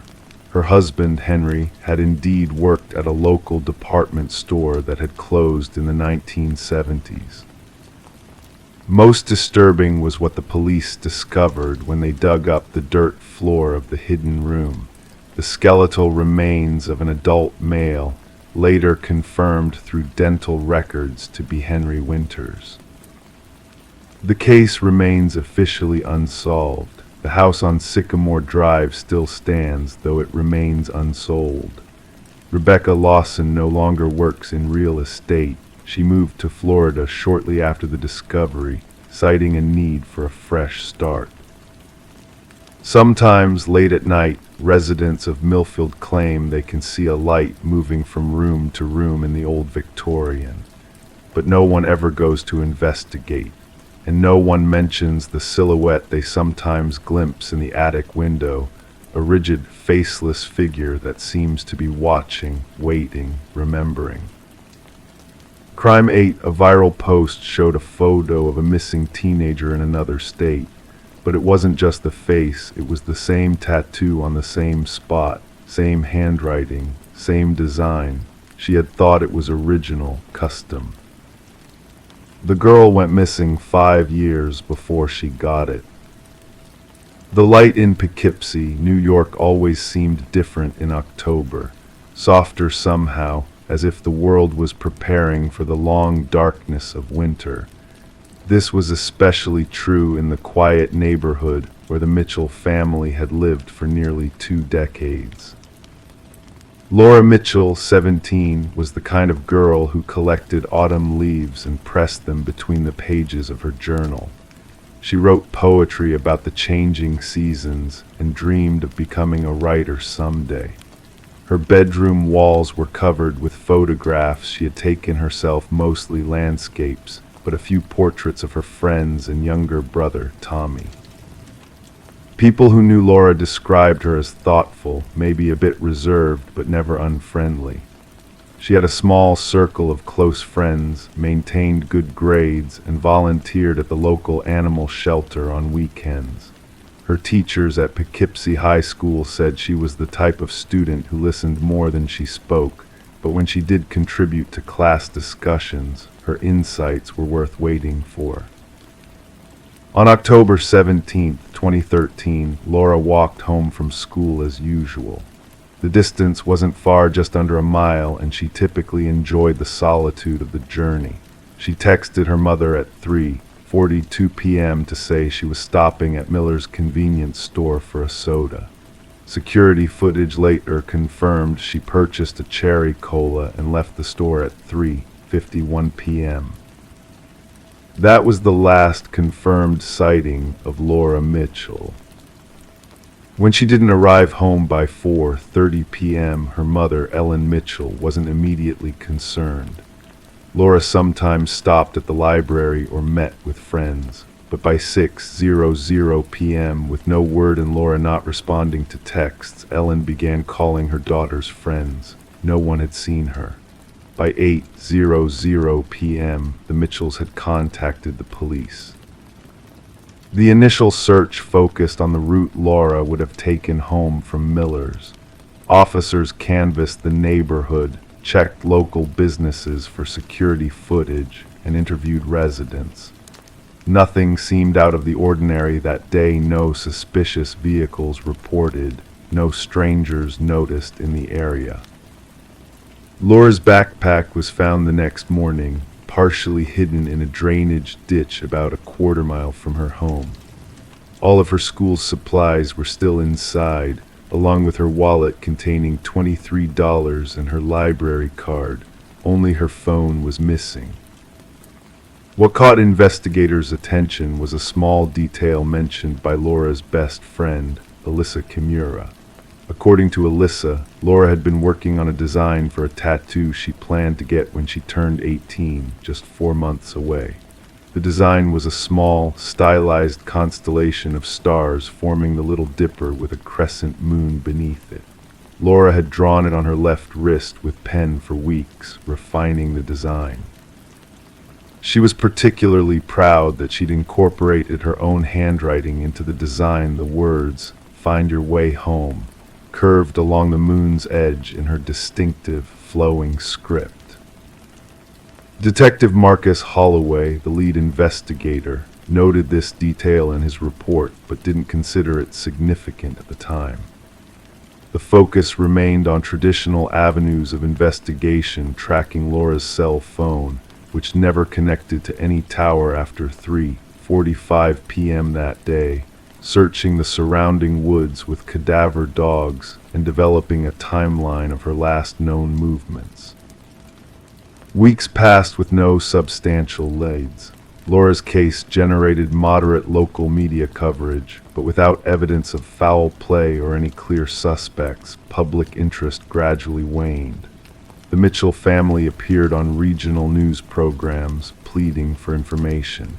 They established a modest reward fund and maintained a Facebook page dedicated to finding their daughter.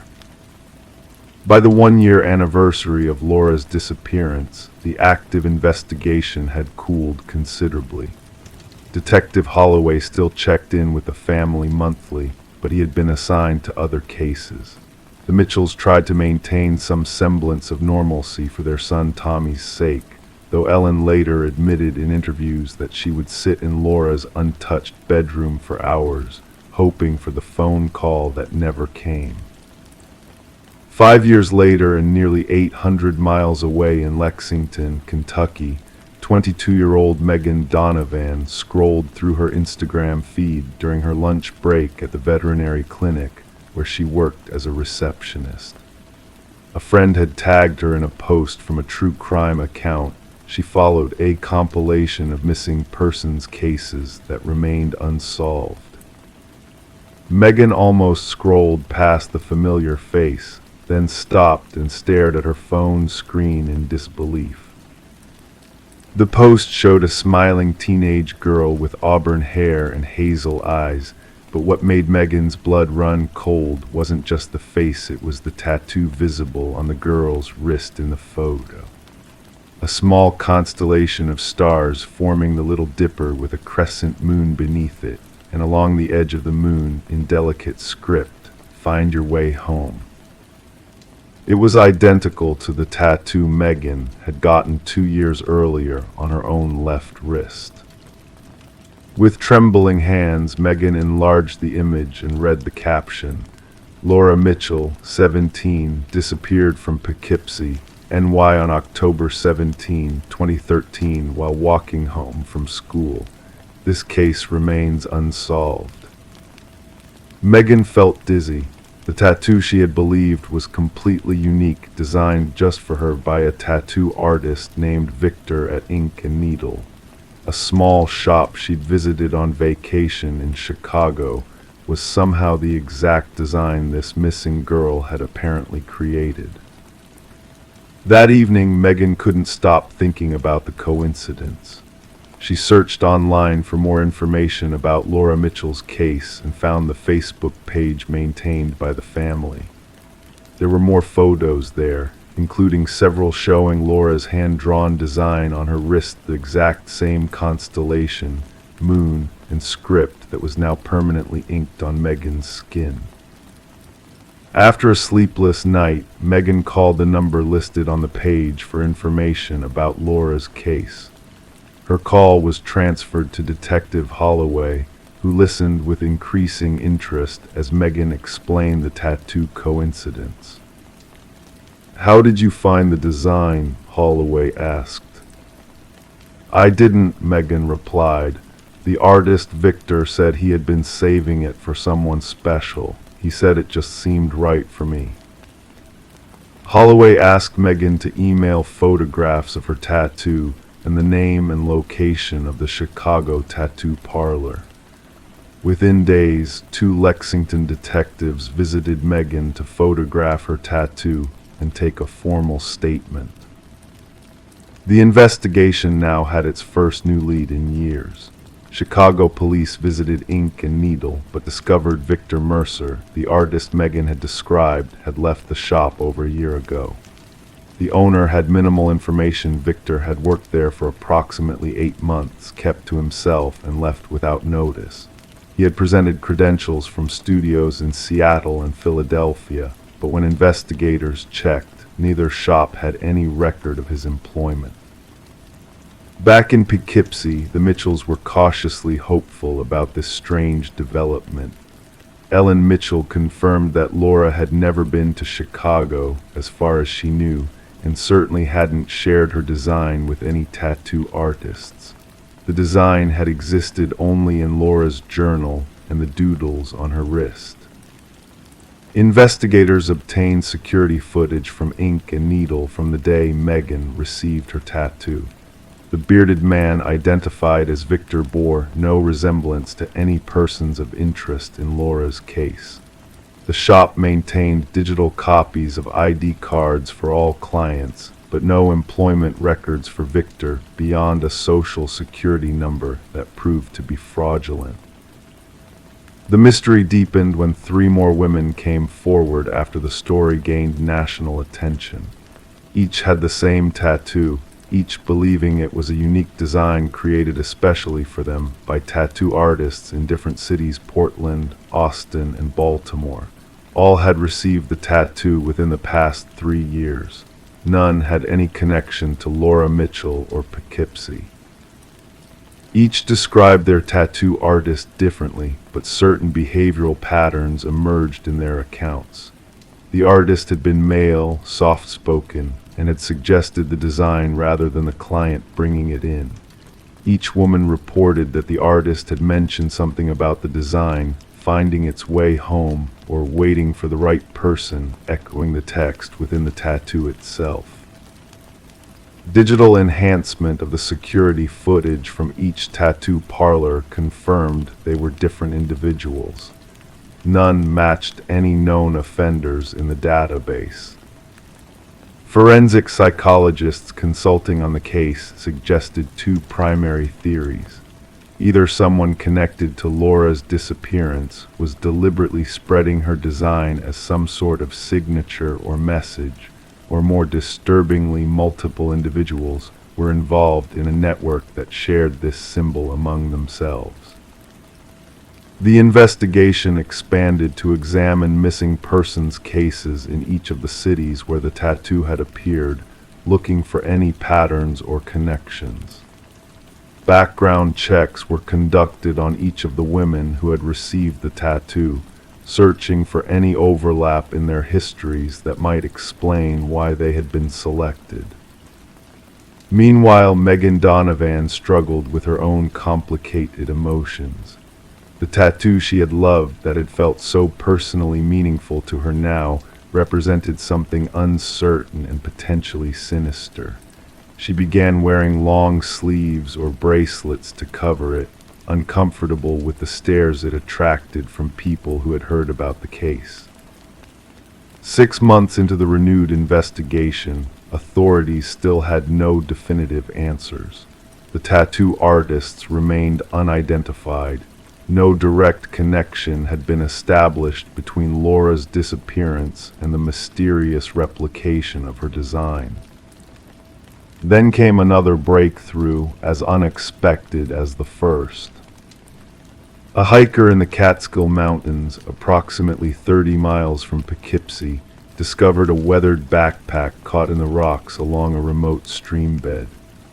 Inside was a decomposed journal, its pages fused together by years of moisture, but with a plastic sleeve containing a single photograph still intact, Laura Mitchell smiling next to her mother at what appeared to be a birthday celebration. Also preserved in a zippered pocket was a crude hand-drawn map on waterproof paper, with 7 stars marked in different locations across the eastern United States. Investigators were able to identify 4 of the marked locations as the cities where Laura's tattoo had later appeared. The discovery raised more questions than it answered. Had Laura gone to the mountains voluntarily? Was the map her creation or someone else's? And perhaps most perplexing, how did her personal design spread to tattoo parlors in cities she had never visited years after her disappearance? To this day, Laura Mitchell remains missing. The women who bear her tattoo have formed an unlikely bond, meeting annually on the anniversary of her disappearance to share their experiences and support the ongoing search. 3 more individuals with the same tattoo have been identified, each with the same story of a soft-spoken artist who seemed to choose them for the design. Detective Holloway, now nearing retirement, keeps Laura's case file on his desk. In 30 years of police work, he often tells new detectives, "I've never seen anything like it. It's as if her design is searching for her, moving across the country from wrist to wrist, waiting to find its way home." The Mitchell family still maintains their Facebook page, which now features photographs of all the known tattoos identical to Laura's design. Ellen Mitchell responds personally to every message, hoping that somewhere, someone has the information that will finally bring her daughter home. And sometimes, late at night, Megan Donovan traces the constellation on her wrist and wonders about the girl who created it, and why, of all people, it found its way to her. Crime 9, the stitching along the side had always felt rough. One night she cut it open, and inside was a folded note sealed in plastic. It read, "They're watching from the vent. Don't pretend you can't hear them." That night, something whispered from behind the grate. Alina Davis had always been particular about her surroundings. Friends described her as meticulous, the kind of person who arranged her books by color and kept her spice rack in alphabetical order. At 32, she lived alone in a modest one-bedroom apartment in Oak Ridge, Minnesota, a small town where violent crime was practically non-existent. She had moved there 3 years earlier, seeking refuge from the noise and chaos of Chicago, where she had worked as a junior editor at a publishing house. In Oak Ridge, Alina found a quieter life. She worked remotely, edited manuscripts in the soft glow of her desk lamp, and took long walks along Pinewood Lake. Her neighbors knew her as friendly but reserved, someone who would smile and wave but rarely stopped for lengthy conversations. She called her mother in Wisconsin every Sunday evening at exactly 7 p.m., a routine as predictable as the changing seasons. Alina was the kind of person who noticed things others didn't. Her mother, Martha Davis, would later tell investigators. She could tell if someone had moved something on her desk by just a fraction of an inch. I used to tease her about it when she was young. This attention to detail would eventually save Alina's life, or perhaps condemn her to something worse than death, depending on who you ask. It began with small disturbances. In early October 2019, Alina mentioned to her mother that things in her apartment seemed off. A coffee mug placed on the wrong shelf, the bathroom towels folded differently than she remembered. Her mother dismissed these concerns as the product of stress and overwork. "Everyone misplaces things sometimes, Ellie," Martha had said, "even you." But Alina wasn't convinced. She started taking photos of her apartment before leaving each morning, comparing them meticulously upon her return. By late October, she had compiled what she called her displacement log, a detailed record of items that had been moved during her absence. The bathroom window left slightly ajar when she was certain she had closed it. The living room curtains drawn when she had left them open.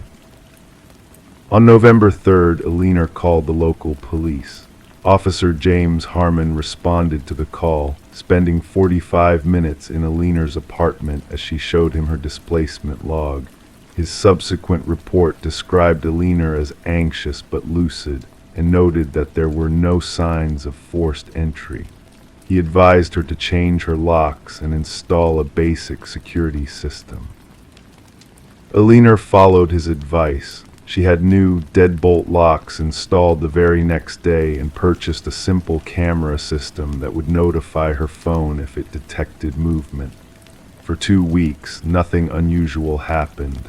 The cameras recorded no unexpected visitors, and Alina's displacement log remained empty. Then came the night of November 18th. Alina went to bed around 11 p.m., earlier than usual.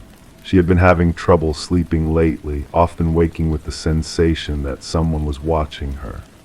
That night, as she shifted in bed trying to get comfortable, she felt something that had bothered her since she purchased the mattress 6 months earlier, a rough patch of stitching along the left side. In her sleepless irritation, she decided to fix it once and for all. Alina retrieved a pair of scissors from her nightstand drawer and carefully cut along the seam. As the fabric parted, her fingers touched something unexpected, plastic.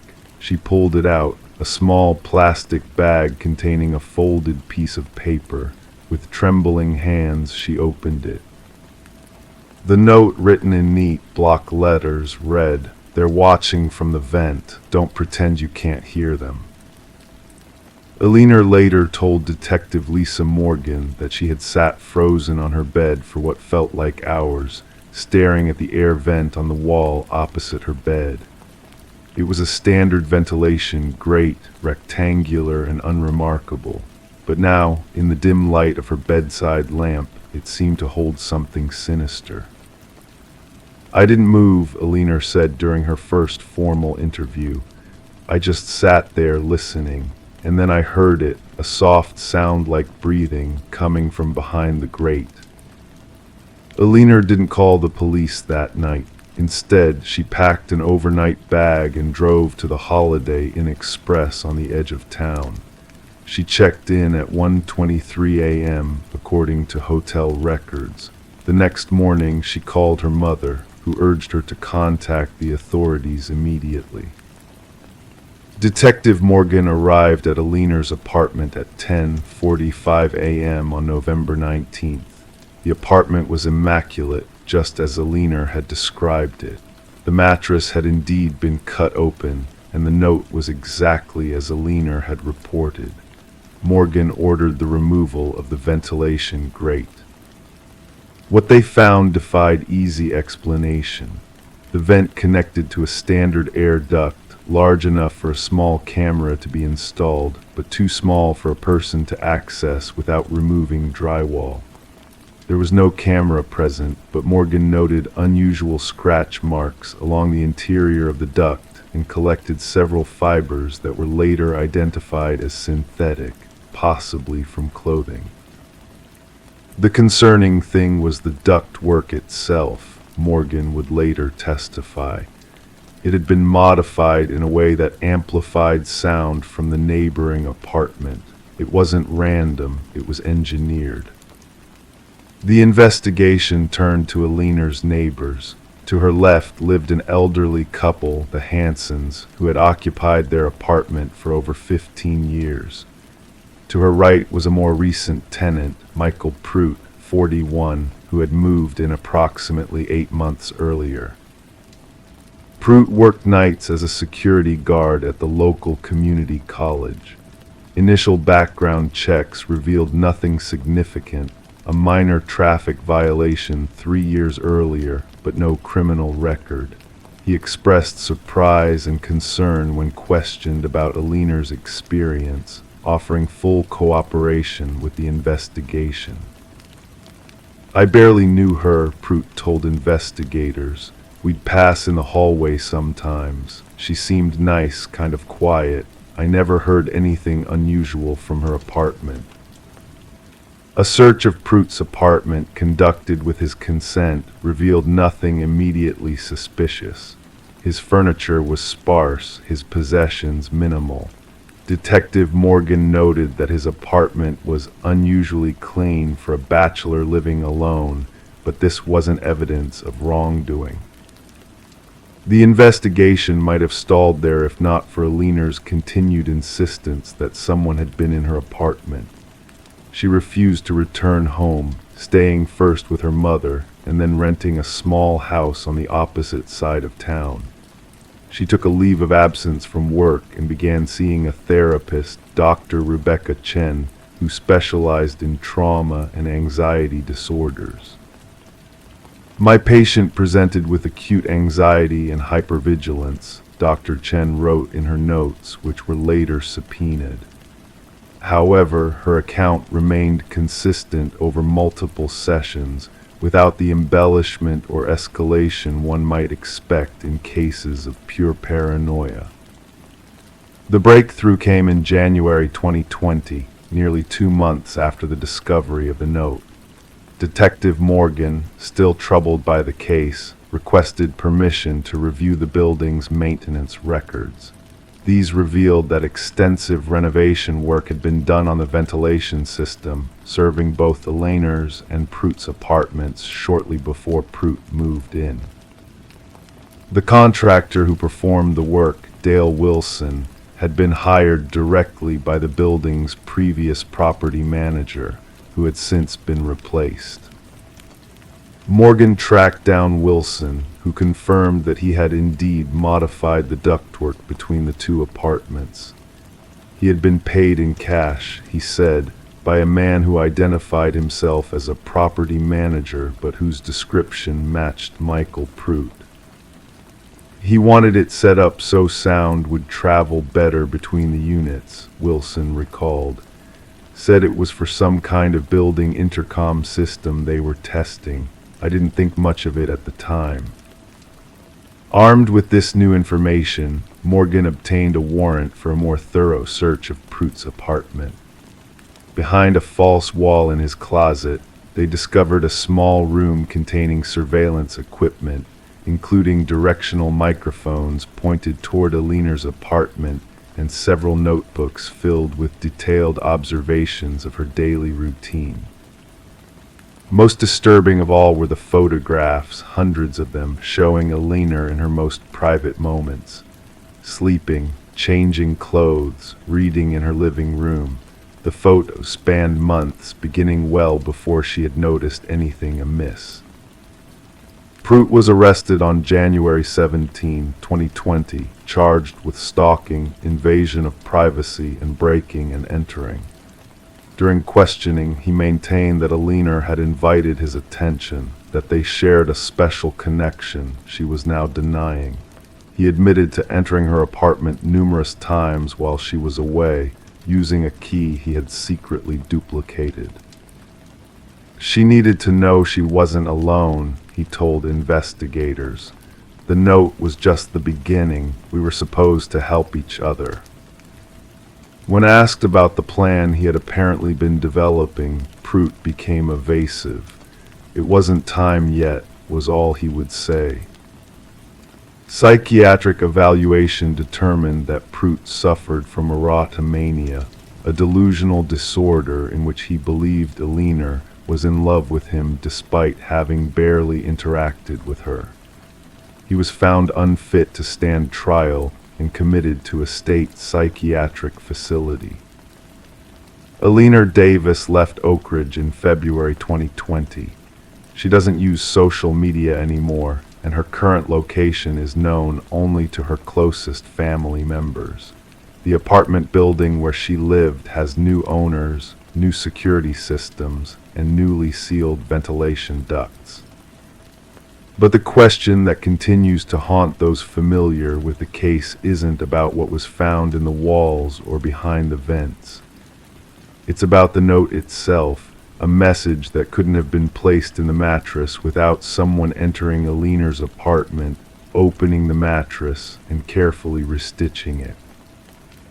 The mattress had been delivered new, directly to Aliner's apartment, 6 months before she discovered the note.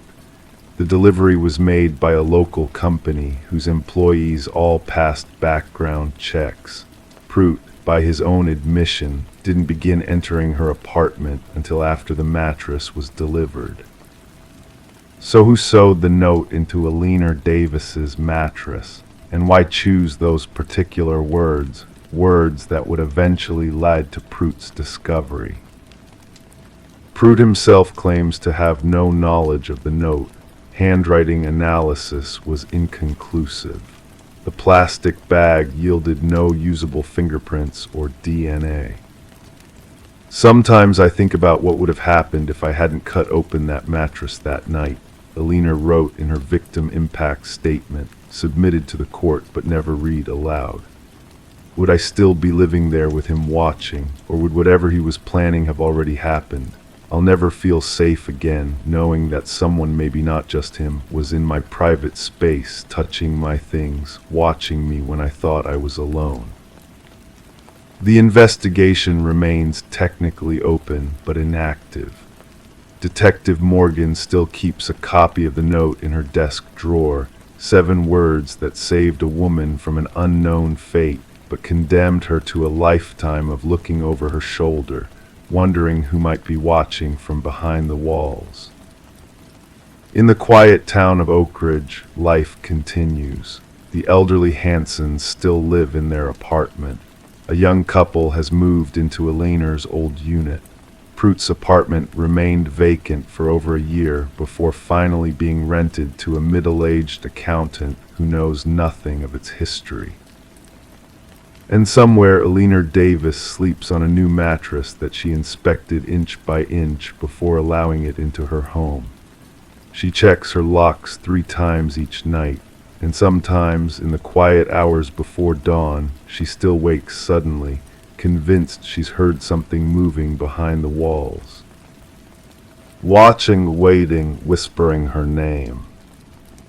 Story 10. The cozy coffee shop had been a sanctuary for him, a place of quiet contemplation amidst the bustling city. Every day he would occupy the same table in the corner, order his usual black coffee with no sugar, and immerse himself in the serenity of the moment.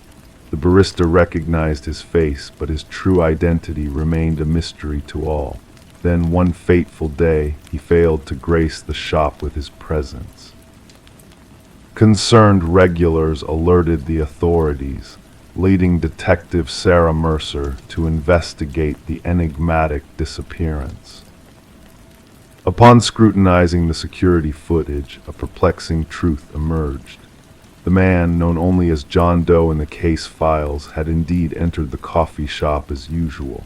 He had sat down at his customary spot, lost in quiet introspection. However, a chilling revelation awaited the detective. John had never departed. He had vanished into thin air, leaving behind only an abandoned wallet containing a driver's license devoid of any personal details, as though his very existence had been erased. As Detective Mercer delved deeper into the enigma, she uncovered more puzzling clues.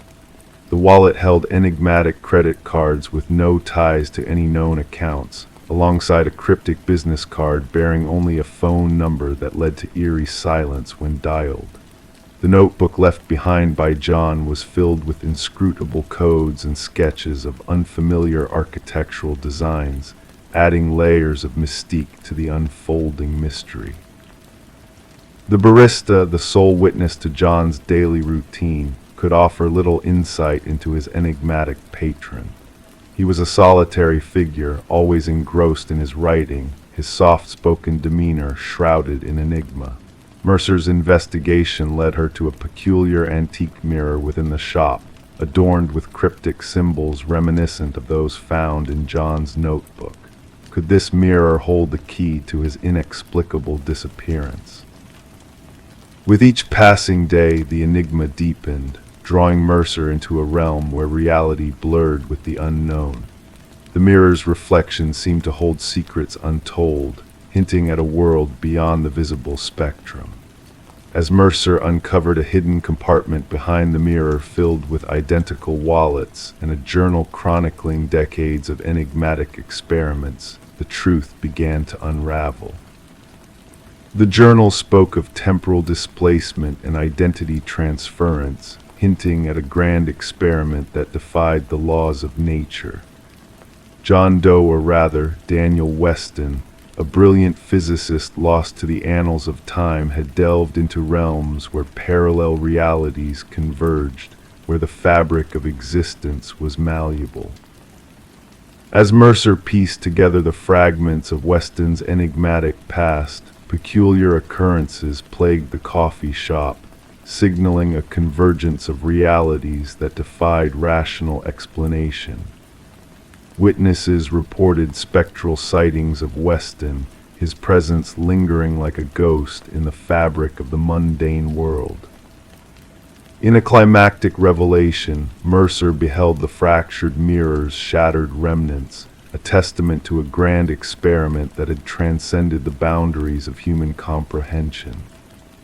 Weston's final message, etched in familiar handwriting, warned against delving further into the mysteries that lay beyond the threshold of perception. The case of the man who existed in the shadows of reality remained an enigma, a tale whispered in hushed tones among those who dared to ponder the mysteries of existence. The coffee shop, a nexus of strange occurrences, faded into memory, its secrets buried beneath the rubble of time. Daniel Weston's fate remained a mystery, a spectral echo lost in the annals of history. And as for Detective Mercer, her journey into the unknown left an indelible mark upon her soul. In quiet moments she could be seen on her porch, lost in contemplation, her pen dancing across the pages of a notebook that mirrored Weston's own. A fragment of the antique mirror adorned her wall, a silent witness to the unknowable truths that lingered beyond the veil of reality. Story 11. Once upon a time there was a soft flicker, a gentle dance of light that caught the mother's eye through the baby monitor. At first she brushed it off as a mere glitch, a trick of technology. But then the air crackled with static and a hushed voice slipped through, "SHHH, go back to sleep." A shiver ran down her spine, freezing her in place. With a racing heart, she hurried to her son's room, only to find an empty crib staring back at her. The room was silent, the window sealed shut, and the door securely locked. The only anomaly was a plush rabbit lying on the floor, its dark eyes fixed on her almost accusingly. Rebecca's scream pierced the night, tearing through her throat until it felt raw and ragged. The neighbors, stirred from their slumber, dialed for help. When the authorities arrived, they discovered Rebecca, cradling the stuffed rabbit, lost in a world of fear and confusion on the nursery floor. Samuel, her 4-month-old baby, had vanished without a trace. The investigation commenced, but it yielded scarce clues. No forced entry marks marred the home, and the security system stood vigilant through the night. The baby monitor footage revealed nothing out of the ordinary until that haunting voice and crackling static. How could someone slip in, take the child, and vanish without a whisper, except for a chilling message and a displaced toy? Suspicion fell upon Rebecca, a mother grappling with postpartum shadows, especially with the strained ties between her and her absent husband, Daniel. The detective's gaze lingered on her composed facade during questioning, a calmness that seemed unsettling for a mother in such distress. The community whispered behind closed doors, painting Rebecca as the enigma at the heart of a mystery. Then a glimmer of hope emerged. Microscopic fibers, foreign to the household, were discovered on the nursery windowsill, a delicate thread woven from a rare climbing rope. It hinted at a skilled intruder scaling the walls to reach the sanctuary of the nursery. The focus shifted as security footage unveiled a shadowy figure lurking in the night, their movements hidden in a cloak of darkness. A boot print in the garden soil matched a specialized tread used by seasoned climbers and military personnel. Rebecca's innocence began to surface as the spotlight shifted onto Daniel, returning from his business trip with a tale of confusion and grief. Calluses on his hands spoke of a newfound interest in rock climbing, a hobby to soothe his troubled mind.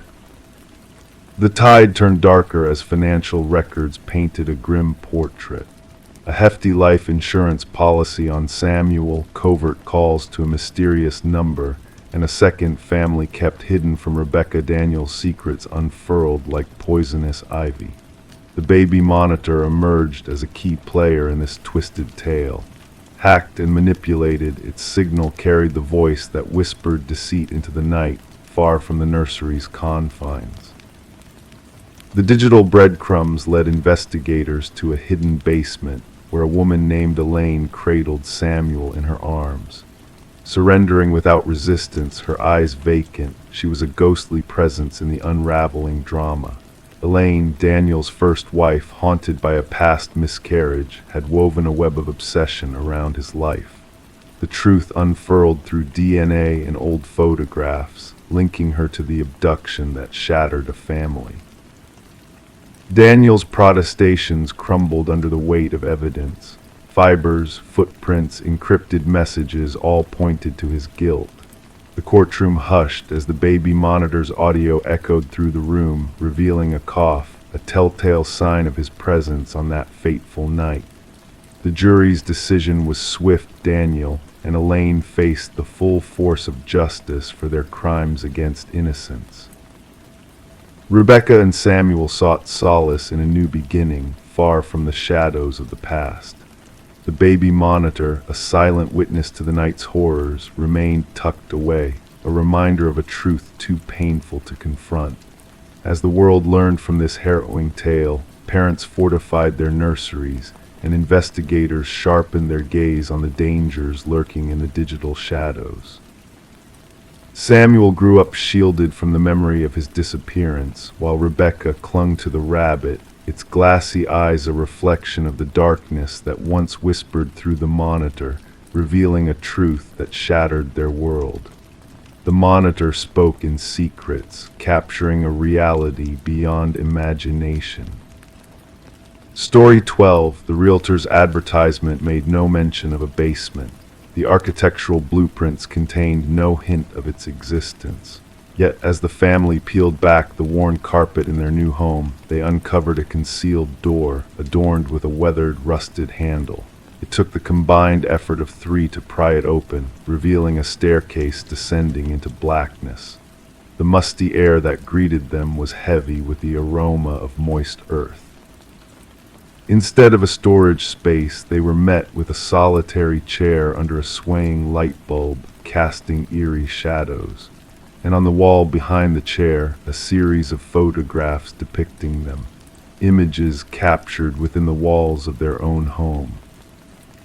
The Mercer family had moved into the quaint suburban residence during a winter of early darkness and barren trees looming in the cold sky. The aged 2-story house, with its worn siding and creaking floors, seemed to exude character and a rich history, or so they had convinced themselves. Little did they foresee the depth of history the house harbored and the chilling collision it would soon have with their present. Detective Sarah Connors arrived at the scene alongside her partner, the crime scene perimeter already secured by fluttering yellow tape. Mrs. Mercer's shaky voice had relayed the shocking discovery beneath their living room floor. "We must document everything before anyone else enters," Connors instructed, slipping on latex gloves with practiced efficiency. Camera flashes illuminated the stairwell as the forensic team meticulously captured the eerie scene. The wooden steps groaned under their weight as they descended into the small basement bare, with concrete walls painted a somber gray. A single chair bolted to the floor at the center, bathed in the harsh light of the swaying bulb. Yet, it was the lineup of photographs that drew their focus, 37 images arranged in chronological order. "These date back almost 4 weeks," noted Connor's partner, studying the timestamps on the prints. "Look here, Mrs. Mercer asleep on the couch, Mr. Mercer at the kitchen table, the children in their rooms."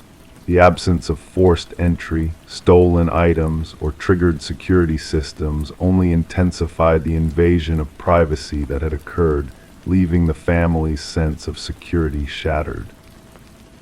Forensic analysis unveiled multiple fingerprints in the basement, most belonging to past owners of the house. A troubling pattern emerged. 6 different families had owned the property in the last decade, each selling at reduced prices after brief stays. None had ever mentioned a basement. "We need to speak with every previous owner," Connors declared, flipping through her notes. The investigation took a sinister turn as they delved into the property's history. Inconsistencies in records, altered blueprints, and redacted reports hinted at a hidden truth. The pivotal moment arrived during an interview with the contractor who had renovated the house years before, his face drained of color at the sight of the basement photos. "That room isn't real," he insisted, hands trembling. "I stripped that place down to the bones. There was no basement, no door, nothing beneath the living room but dirt and concrete." Data extracted from a hidden memory card revealed an extensive collection of images captured moments from the lives of the Mercer family and previous occupants. The unsettling discovery of audio recordings hidden in a buried box exposed the depth of surveillance within the house. Sophisticated microphones had been concealed throughout, unbeknownst to the families. "We must search every inch," Connors urged, her tone urgent. "Inspect the walls, vents, fixtures. This person has been observing for years." Behind the photo wall, a secret passage led to a monitoring station, a desk, a chair, a laptop connected to cameras, and a journal filled with meticulous notes on each family. The entries grew increasingly erratic, with phrases hinting at a distorted perception of reality. Fingerprint analysis confirmed the unthinkable Edward Kelvin, the builder of the house who had seemingly vanished during construction, had never truly left. He had transformed the house into a hidden labyrinth of surveillance, watching the families from within the walls. The manhunt ended with Kelvin's discovery curled in a crawl space, his emaciated form attuned to the hidden passages he had crafted. During interrogation, Kelvin spoke of the families as mere subjects in his personal study, detached and delusional in his belief of ownership. The Mercer family, like those before them, fled the house, leaving their possessions behind. The trial unveiled the extent of Kelvin's elaborate surveillance network designed within the house itself. Upon his conviction, Kelvin remained impassive, retreating into his own constructed reality. The house was razed, its secrets buried. Yet for those who had dwelled within its walls, the feeling of being watched lingered, a haunting reminder of the unseen eyes that had observed their every move. In moments of silence, they still cast wary glances at vents and fixtures, questioning if they had ever been truly alone. Story 13, The Unseen Observer. She always avoided the attic, a place of shadows and secrets, until a storm forced her to confront its hidden chamber. The attic lay shrouded in neglect, a graveyard of memories buried under layers of dust and cobwebs. Amidst the forgotten relics, an old dollhouse stood silently in a corner, its miniature world frozen in time. Each tiny piece of furniture meticulously arranged, each delicate detail a haunting mirror of reality. But as she peered into the tiny rooms, a shiver ran down her spine. The figures within were not mere dolls. They were intricate, hand-carved replicas of her own family, every member perfectly captured, frozen in time, except for one. Her own miniature likeness, meant to be seated among the others, stood ominously by the attic entrance. Rebecca Morgan traced her finger along the roof of the dollhouse, feeling the groove where the tiny figure stood. A chill gripped her, unrelated to the icy draft whispering through the eaves. This dollhouse didn't belong here. This wasn't her childhood home, but a temporary abode her family had recently occupied. The unsettling discovery spurred Rebecca to contact the authorities, leading to a harrowing investigation. The police arrived at the suburban house to find a family shaken, refusing to return to the attic. Detective Sarah Harmon, the lead investigator, initially brushed off their fears as a prank or a product of their unsettled minds in a new environment. What struck Detective Harmon most was the eerie accuracy of the miniature figures. Each one captured a unique trait of the family members, from the father's receding hairline to the mother's birthmark.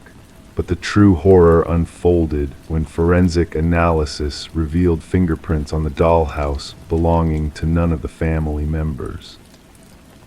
Further examination unveiled microscopic cameras hidden in the eyes of each miniature, all linked to a sophisticated surveillance system concealed beneath the dollhouse.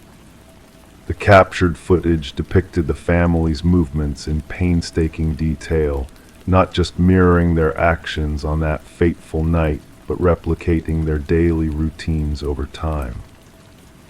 We weren't dealing with a run-of-the-mill stalker, Detective Harmon later recounted. This was a level of fixation and obsession beyond comprehension.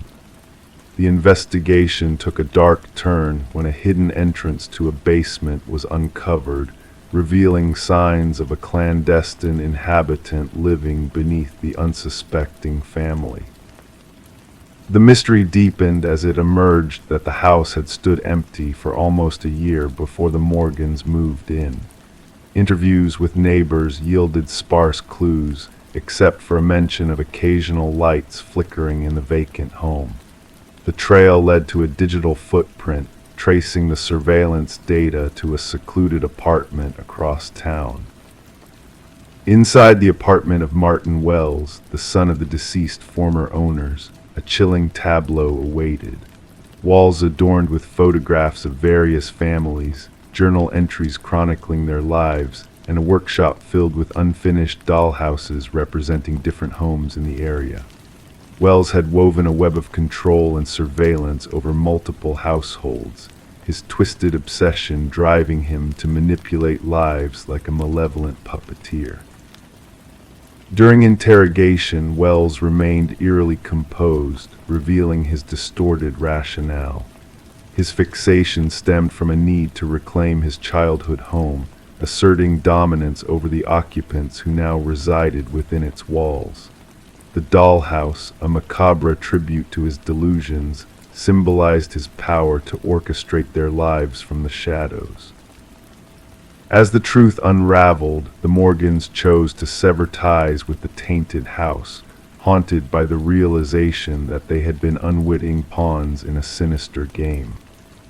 Wells faced a litany of charges for his voyeuristic crimes, shedding light on the loopholes in real estate regulations and the vulnerability of unsuspecting tenants. The sentencing judge captured the essence of the violation, acknowledging the profound breach of privacy and security inflicted upon the Morgan family. Wells's twisted escapade underscored the fragility of trust and the enduring trauma left in its wake. The case left criminologists unsettled, pondering how long Wells might have lurked in the shadows, undetected, had it not been for Rebecca's unsettling discovery. The Morgans sought solace in a new beginning, yet the specter of unseen eyes lingered, a ghostly reminder of the invisible watchers among us. Rebecca, scarred by the ordeal, confessed to lingering fears and a phantom unease that clung to her new sanctuary. The dollhouses were banished, the miniatures exiled, but the lingering question remained: could there be another miniature world out there, a silent replica of her life waiting to be uncovered? Story 14. It began with a pocket dial, a mere whisper of static and muffled sounds that almost went unnoticed by the operator. But then a voice emerged from the chaos, a woman, her words frantic and urgent. "He's here." And then silence descended like a heavy curtain. The number traced back to an empty house, a relic abandoned by time, its secrets buried deep within its walls. There were no signs of intrusion, no disturbances in the stale air. Yet in the dimly lit kitchen, amidst the layers of dust, a phone rested on the counter, its screen glowing faintly. The call had been placed mere minutes ago. Detective Morgan Reed found herself fixated on the playback button, her finger hovering over it for the 5th time. The whispered words echoed in her mind, haunting her with their desperation, their sheer impossibility. The house had once belonged to the Sullivans, a family torn apart by tragedy when a fire ravaged the West Wing, forcing them to flee. Since then, the house had stood empty, a silent sentinel of the past. The caretaker swore no one had set foot inside in years. Background check on the number. Morgan turned to her partner, Detective Walsh. The answer revealed a chilling truth. The number belonged to Catherine Sullivan, the daughter of the former residents, a daughter who had perished 3 years prior in a tragic accident. The pieces of the puzzle refused to fit together, each one more baffling than the last. The phone in the evidence bag seemed to mock them with its silent presence.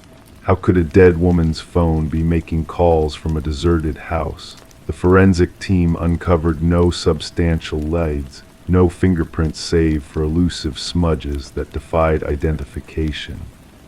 No trace of anyone coming or going, as if the phone had materialized out of thin air on the dusty counter.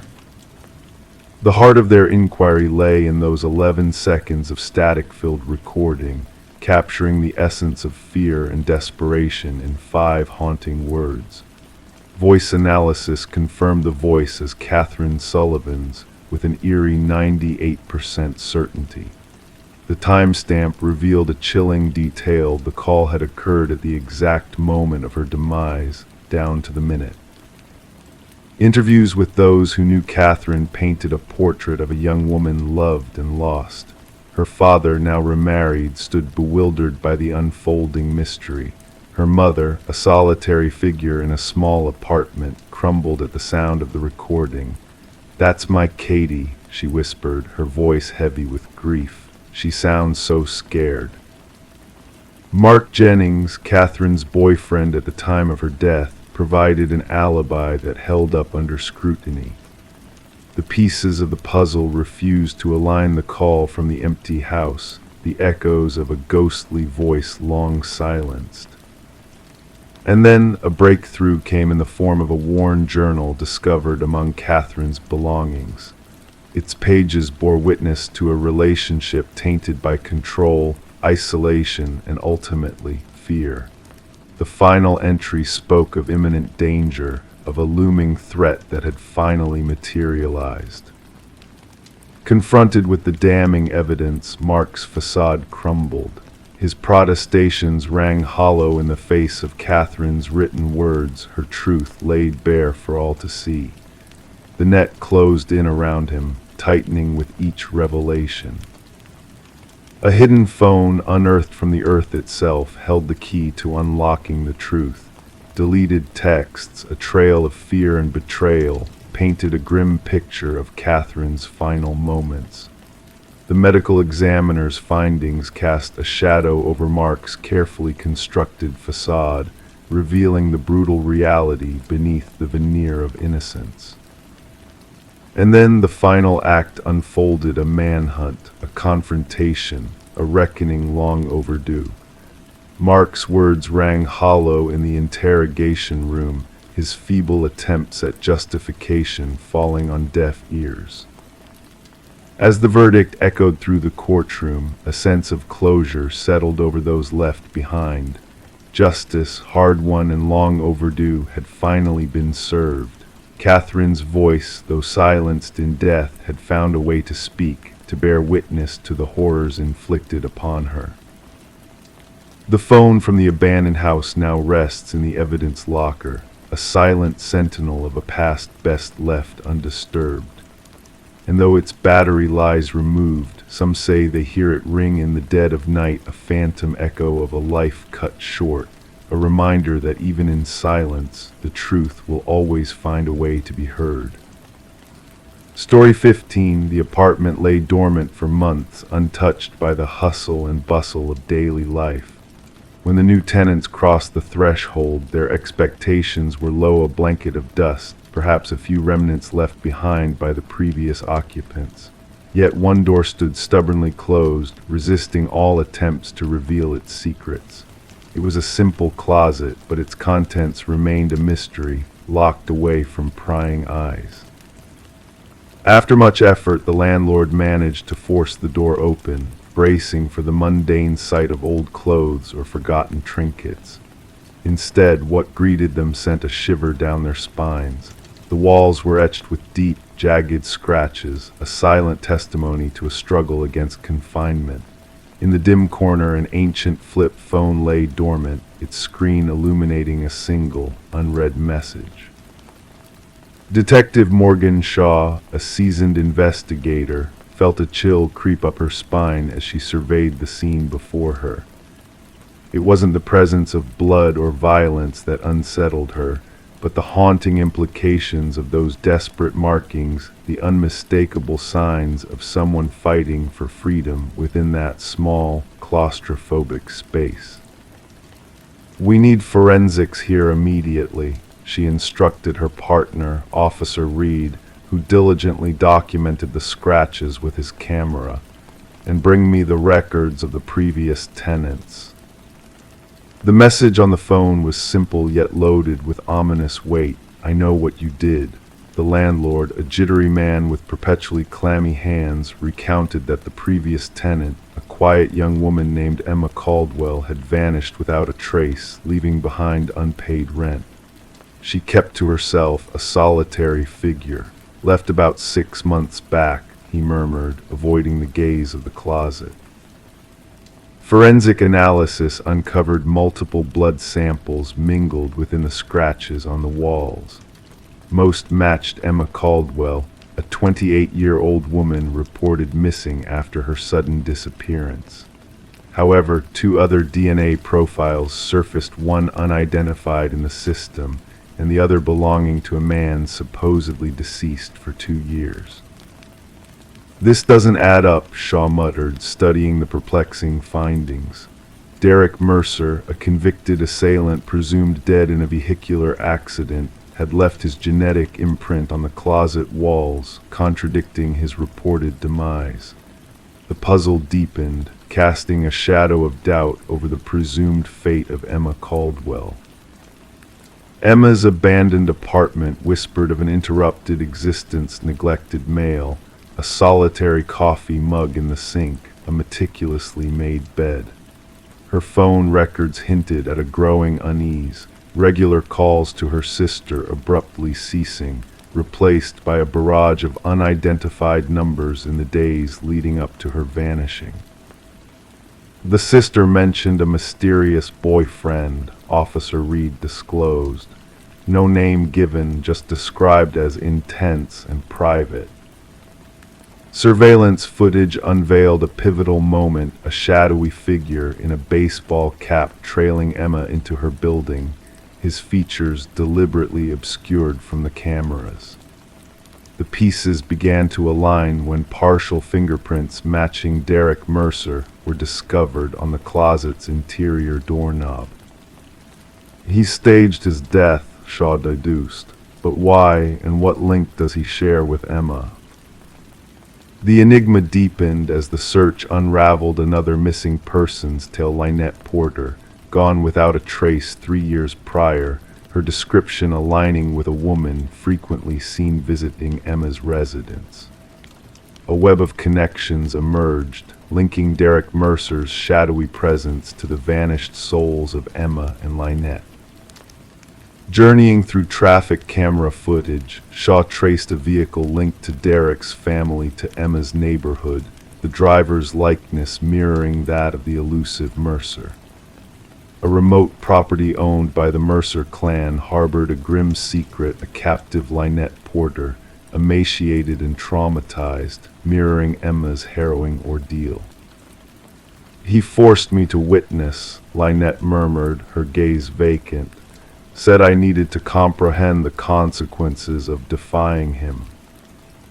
Evidence accumulated, a trove of journals documenting Mercer's fixation on dominance, photographs capturing the essence of his victims, and damning video recordings of Emma's incarceration within the closet. "He feared her truth," his voice echoed on the tapes. "No one betrays my trust." The manhunt for Derek Mercer spanned across jurisdictions, a shadowy figure eluding the grasp of justice. Psychologists delved into his psyche, uncovering a chilling desire not just to end lives, but to revel in the agony of entrapment and despair. Upon his apprehension at a bus terminal, Mercer bore a veneer of calm detachment, dismissing the accusations with a chilling nonchalance. She crafted that message herself, he claimed, alluding to Emma's last desperate plea for aid. She yearned for salvation, yet she was unworthy of rescue. The ensuing trial unraveled the elaborate charade of Mercer's demise, a calculated ruse crafted to evade the clutches of justice.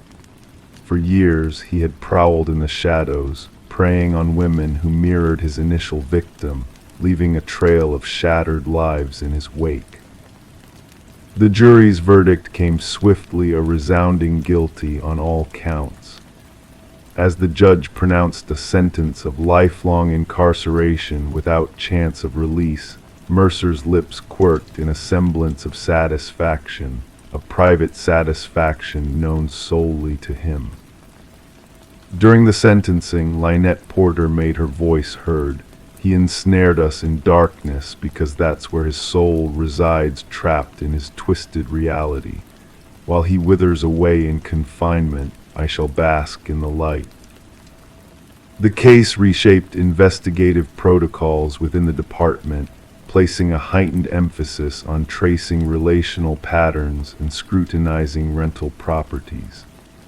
Detective Shaw preserved the closet door from Emma's abode, a poignant reminder that the most harrowing crime scenes are often not drenched in blood, but etched with the frantic struggles of those fighting for survival. Story 16. Once a wooden plank shifted under her weight, betraying its secret as she tread softly. A subtle movement, yet enough to halt her inquisitive steps. Kneeling down, she traced the edges with delicate fingertips, sensing the hidden depths below. The floor whispered of concealed mysteries, beckoning her to uncover its truths. With deliberate care, she lifted the boards, unveiling a shadowy, slender space beneath the foundation of her new abode. Initially shrouded in dust and cobwebs, the darkness slowly unveiled its secrets to her searching gaze. A mattress, a chair, and nestled in the dim corner, a weathered notebook, its pages filled with a singular name, her name inscribed repeatedly in silent repetition. Detective Morgan Reed loomed behind Sarah Coleman, observing the tremor in her gaze as she peered into the abyss beneath her newly acquired dwelling. Beyond the mere discovery of a hidden chamber, Sarah's eyes revealed a deeper fear, a violation of security, an intrusion of malevolence into what should have been a fresh beginning. "Do not disturb anything further," Detective Reed's composed voice resonated, a steady anchor in the unsettling silence. Clicking on her flashlight, she unveiled more of the clandestine space.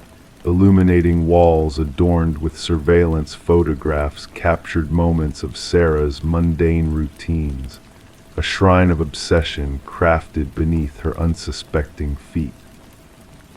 Sarah had purchased the quaint cottage from the estate of Walter Green, an elderly recluse with no known kin.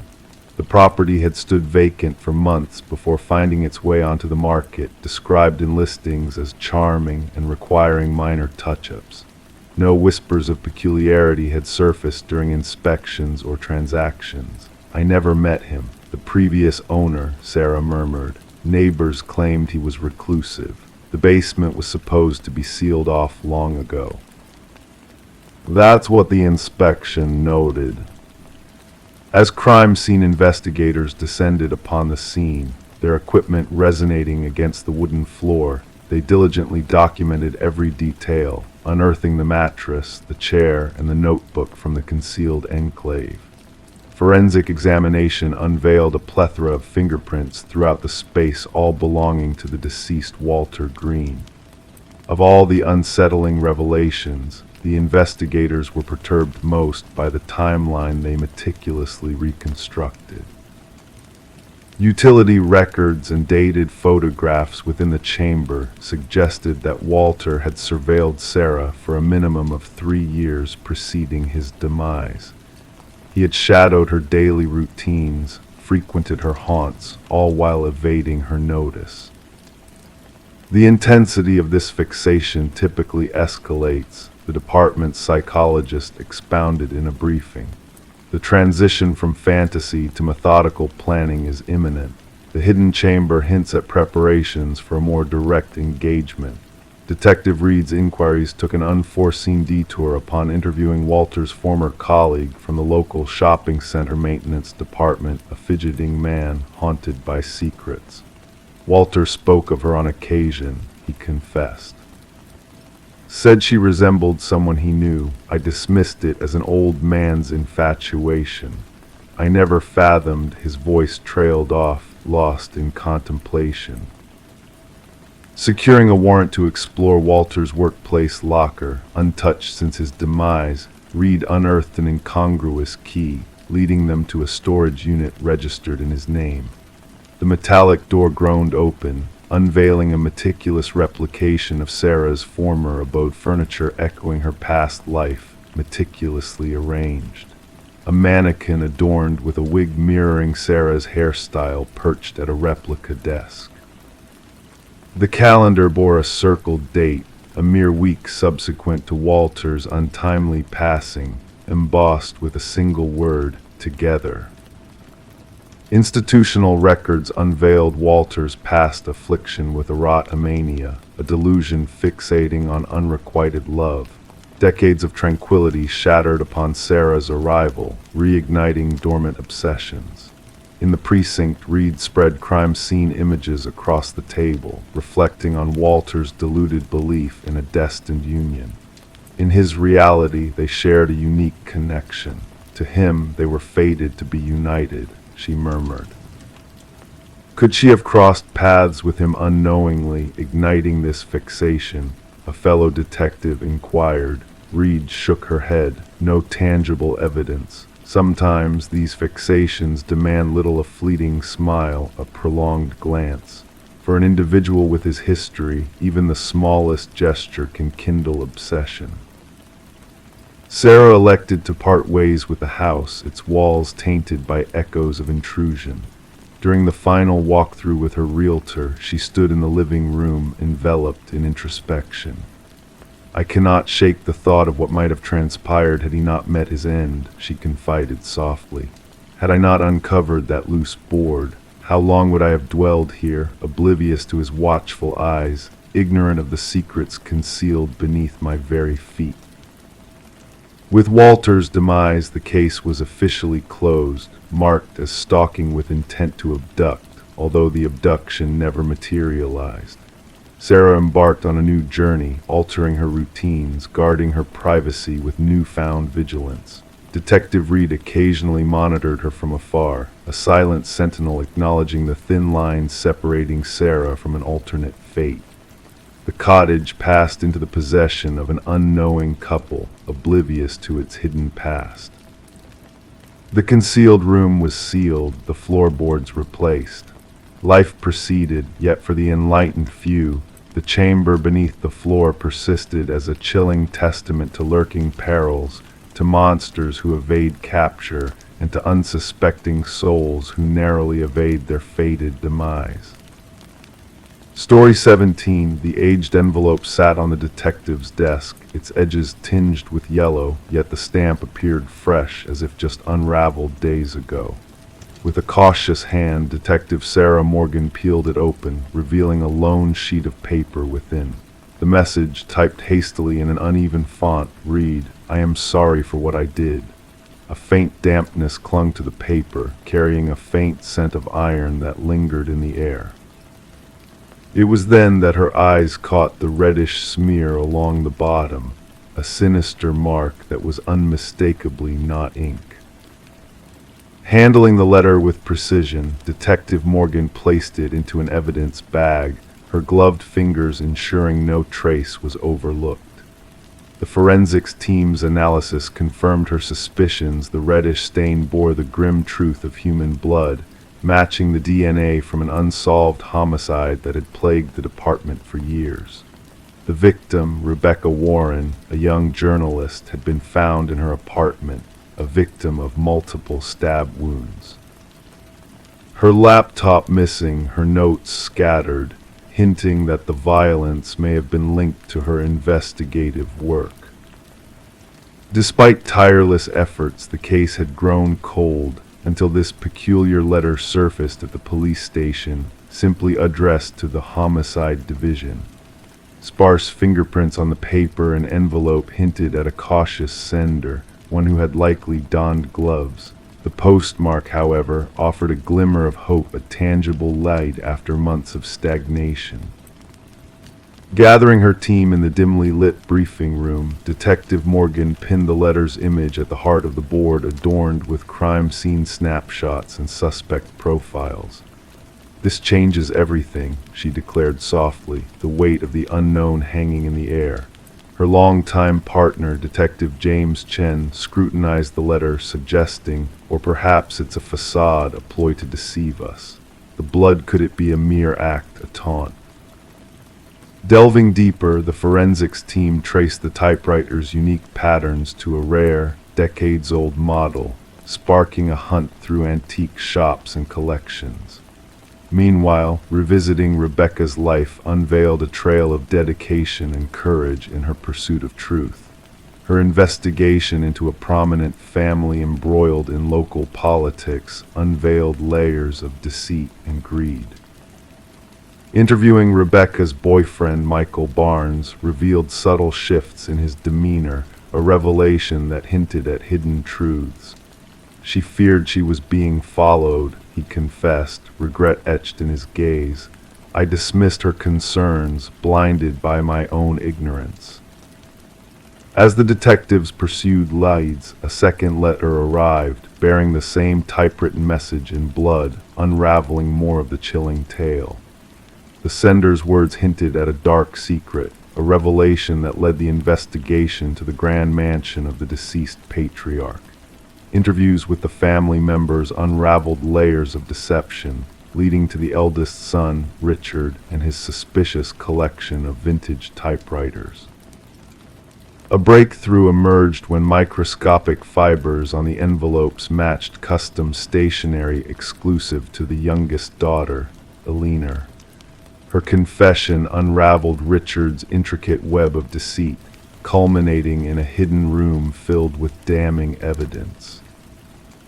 Unveiling financial ties between Richard and Michael shed light on a sinister plot to silence Rebecca permanently, a revelation that shattered any illusions of innocence. An incriminating recording provided the final blow, sealing Richard's fate as justice prevailed. As Richard faced the consequences of his actions, Detective Morgan offered solace to Rebecca's grieving parents, a silent acknowledgement of closure amidst the lingering pain. The blood-stained letters, now relics of a twisted tale, stood as a poignant reminder that even the most meticulously planned crimes bear traces of guilt, unraveling the facade of a perfect crime. Rebecca Warren's case echoed through the annals of detective training, a testament to the power of intuition and perseverance. It taught a valuable lesson that sometimes the key to unlocking a mystery lies not in high-tech gadgets, but in the echoes of a typewriter and the haunting weight of remorse that unveils the truth in the dead of night. Story 18. The river moved lazily that morning, its surface smooth and serene. The fisherman's eyes skimmed the tranquil water, almost missing the sight of a lone suitcase bobbing near the shore. At first glance, it seemed like a discarded heap of old clothes, but as he ventured closer, a pungent odor filled the air, thick, suffocating, impossible to ignore. The suitcase was bound by chains, its edges tinged with rust from exposure to the elements. When officials pried it open, they were met not by garments, but by a grim discovery: locks of hair, fingers frozen in a haunting grip, and at the bottom lay a chilling note: "This isn't the first." Detective Sarah Mercer stood at the scene, a handkerchief pressed to her nose, absorbing the grim tableau before her. The victim, a woman in her mid-30s with dark locks and now pallid skin marred by water, lay motionless. The medical examiner worked meticulously, cataloging every detail before the body was respectfully taken away. What struck Mercer most profoundly was not just the method of disposal, but the eerie reverence with which the victim had been presented: manicured nails, freshly styled hair, adorned in upscale attire. "She wasn't killed here," Mercer murmured, her gaze fixed on the gentle lapping of the water against the muddy bank. "She was arranged, showcased."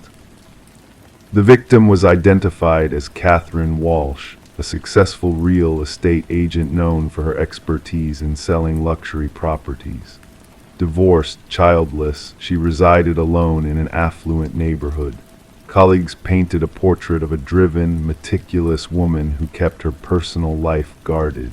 Her disappearance was reported by her assistant after she failed to show up for a crucial showing with affluent clients.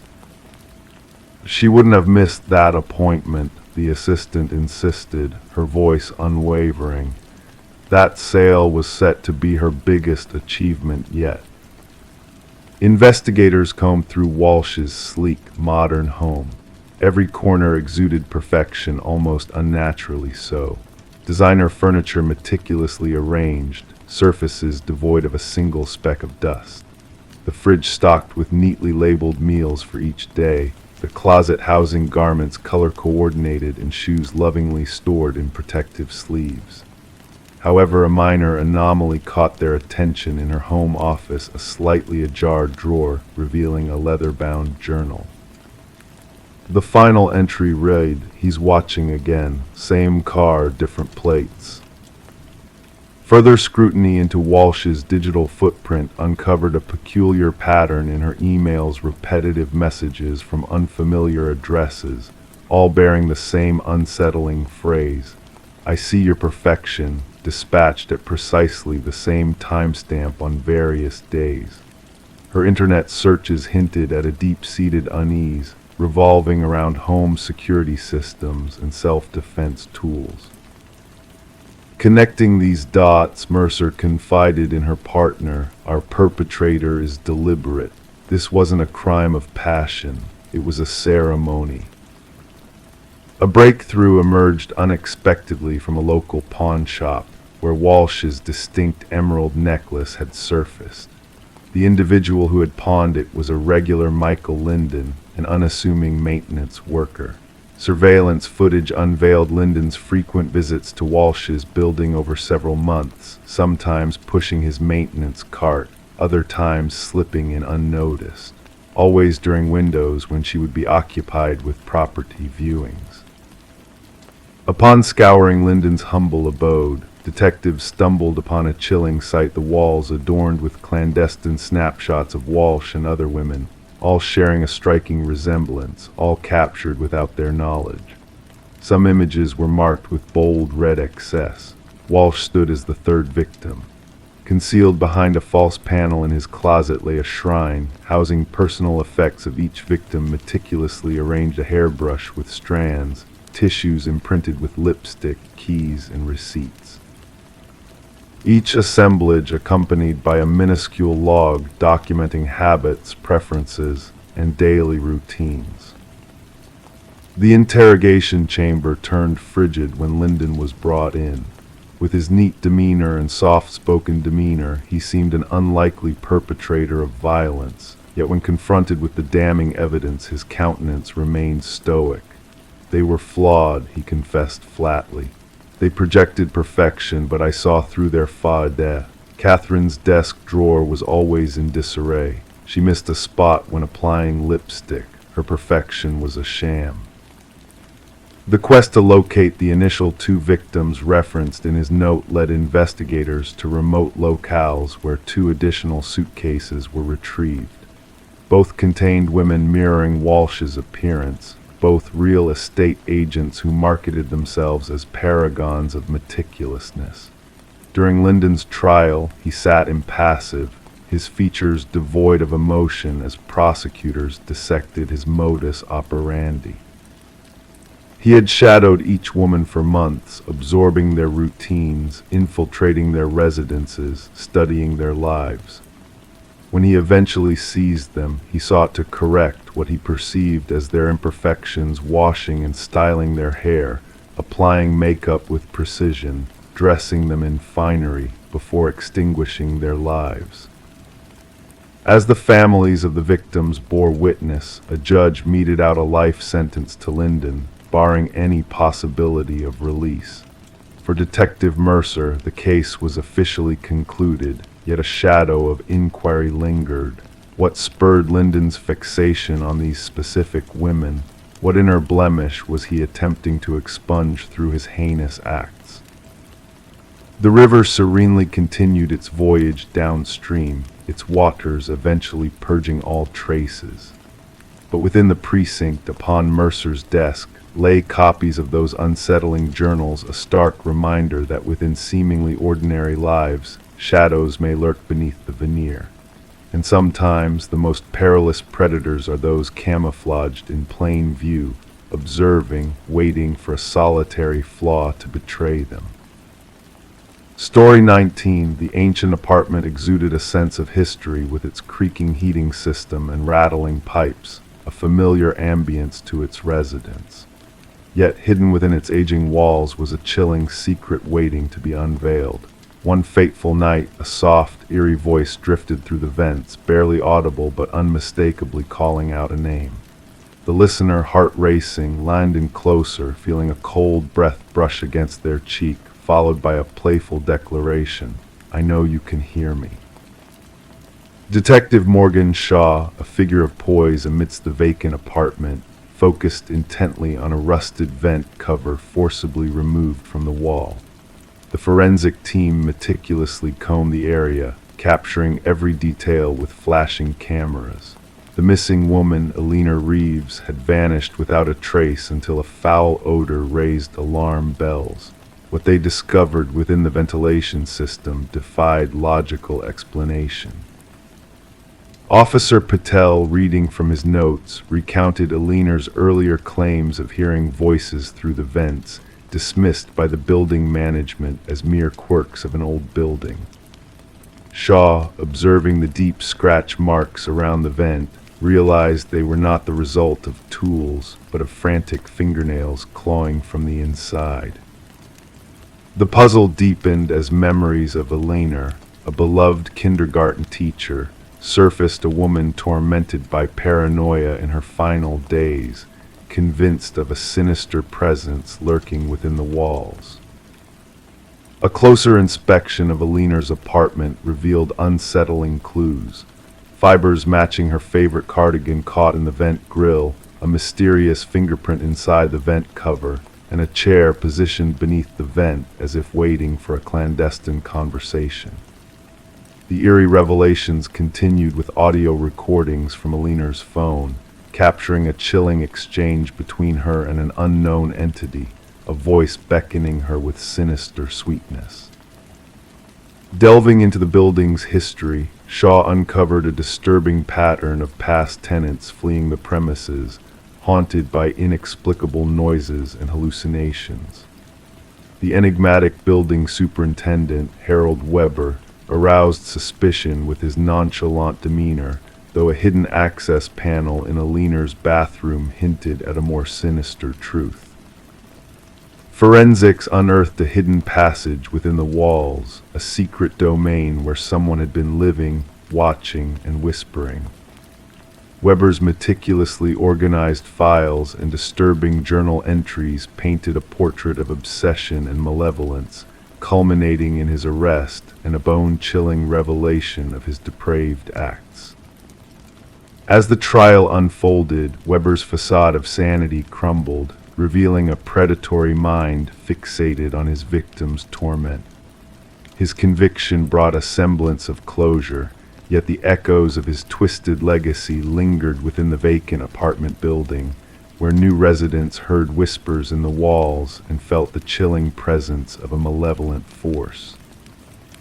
The building stood as a silent witness to unspeakable horrors, its walls holding secrets that refused to fade, a haunting reminder of the darkness that can lurk within the most ordinary of places. Story 20. The aging apartment held its secrets, pipes murmuring, floorboards whispering tales of time gone by. Yet the new residents sensed an otherworldly presence in the familiar sounds. The footsteps, deliberate and hauntingly precise, echoed from above, though she dwelled on the highest floor. One moonlit night, emboldened by curiosity, she tapped the ceiling with a broomstick. The rhythmic steps ceased. Silence enveloped her, pregnant with anticipation. Then a solitary knock reverberated from within the very ceiling. Sarah Coleman chose silence over alarm, rationalizing the eerie echoes as mere echoes of the building's settling bones, or perhaps a curious creature seeking refuge in the attic. she pushed the unsettling thoughts to the shadows.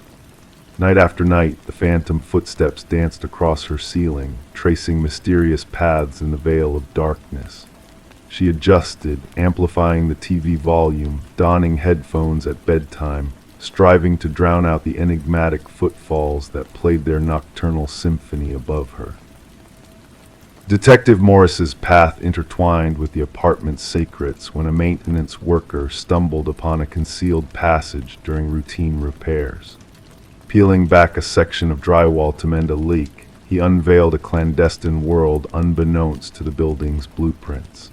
Illuminated by his flashlight, the hidden enclave revealed a makeshift living quarters, scattered food remnants, discarded water vessels, a tattered blanket, and a weathered notebook. The superintendent summoned the authorities without delay. Arriving with his partner, Detective Rivera, Morris encountered the trembling worker, his pallor a canvas of dread. "Someone resides within the walls," he muttered, haunted by unseen eyes. The notebook chronicled intricate observations of Sarah Coleman's life, her routines, her guests, her meals, her entertainment choices, her moments of respite. The penmanship, once pristine, spiraled into chaos on the final pages, cryptic symbols adorning the margins. "The subject resists my overtures," the last entry lamented. "She defies me, none defy me." Forensic teams combed the hidden passages, unearthing fingerprints estranged from all databases. A labyrinth of interconnected tunnels, some weathered by time's touch, snaked through the building's structure, culminating in discreet vantage points concealed within Sarah's sanctum. Current residents professed ignorance, lulled by the humdrum melodies of apartment life. Past inhabitants, however, whispered of spectral gazes and inexplicable disturbances, their tales silenced by the fear of sounding delusional. A breakthrough dawned with the discovery of microscopic blood traces in a forgotten chamber. DNA whispers linked the crimson droplets to Martin Weaver, a missing soul whose absence had left a void 4 years prior. Martin, a denizen of the apartment beneath Sarah's abode, had vanished amidst complaints of phantom noises and confrontations with a reclusive neighbor named Edward, who had faded into the shadows soon after. Revisiting Martin's enigma, Morris uncovered a tapestry of transient abodes Edward's nomadic existence, marked by solitude and silence. A web of connections emerged, each thread leading to a new revelation. A visit to Edward's rural retreat unraveled a sinister tableau, portraits of unsuspecting souls, intricate schematics of building infrastructures, and diaries chronicling the stewardship of his specimens. In the heart of the cabin, a corkboard bore witness to the vanished souls tied to Edward's macabre dance.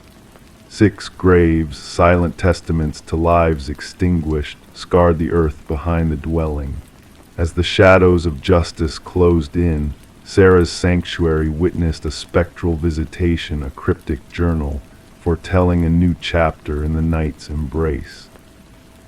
The hunt for Edward, now known as Edward Mercer, a craftsman of deception, rampaged on. Thermal whispers unveiled no current presence within the walls he once haunted. Sarah Coleman's absence echoed a haunting refrain, her fate entwined with a tapestry of vanishing echoes across state lines.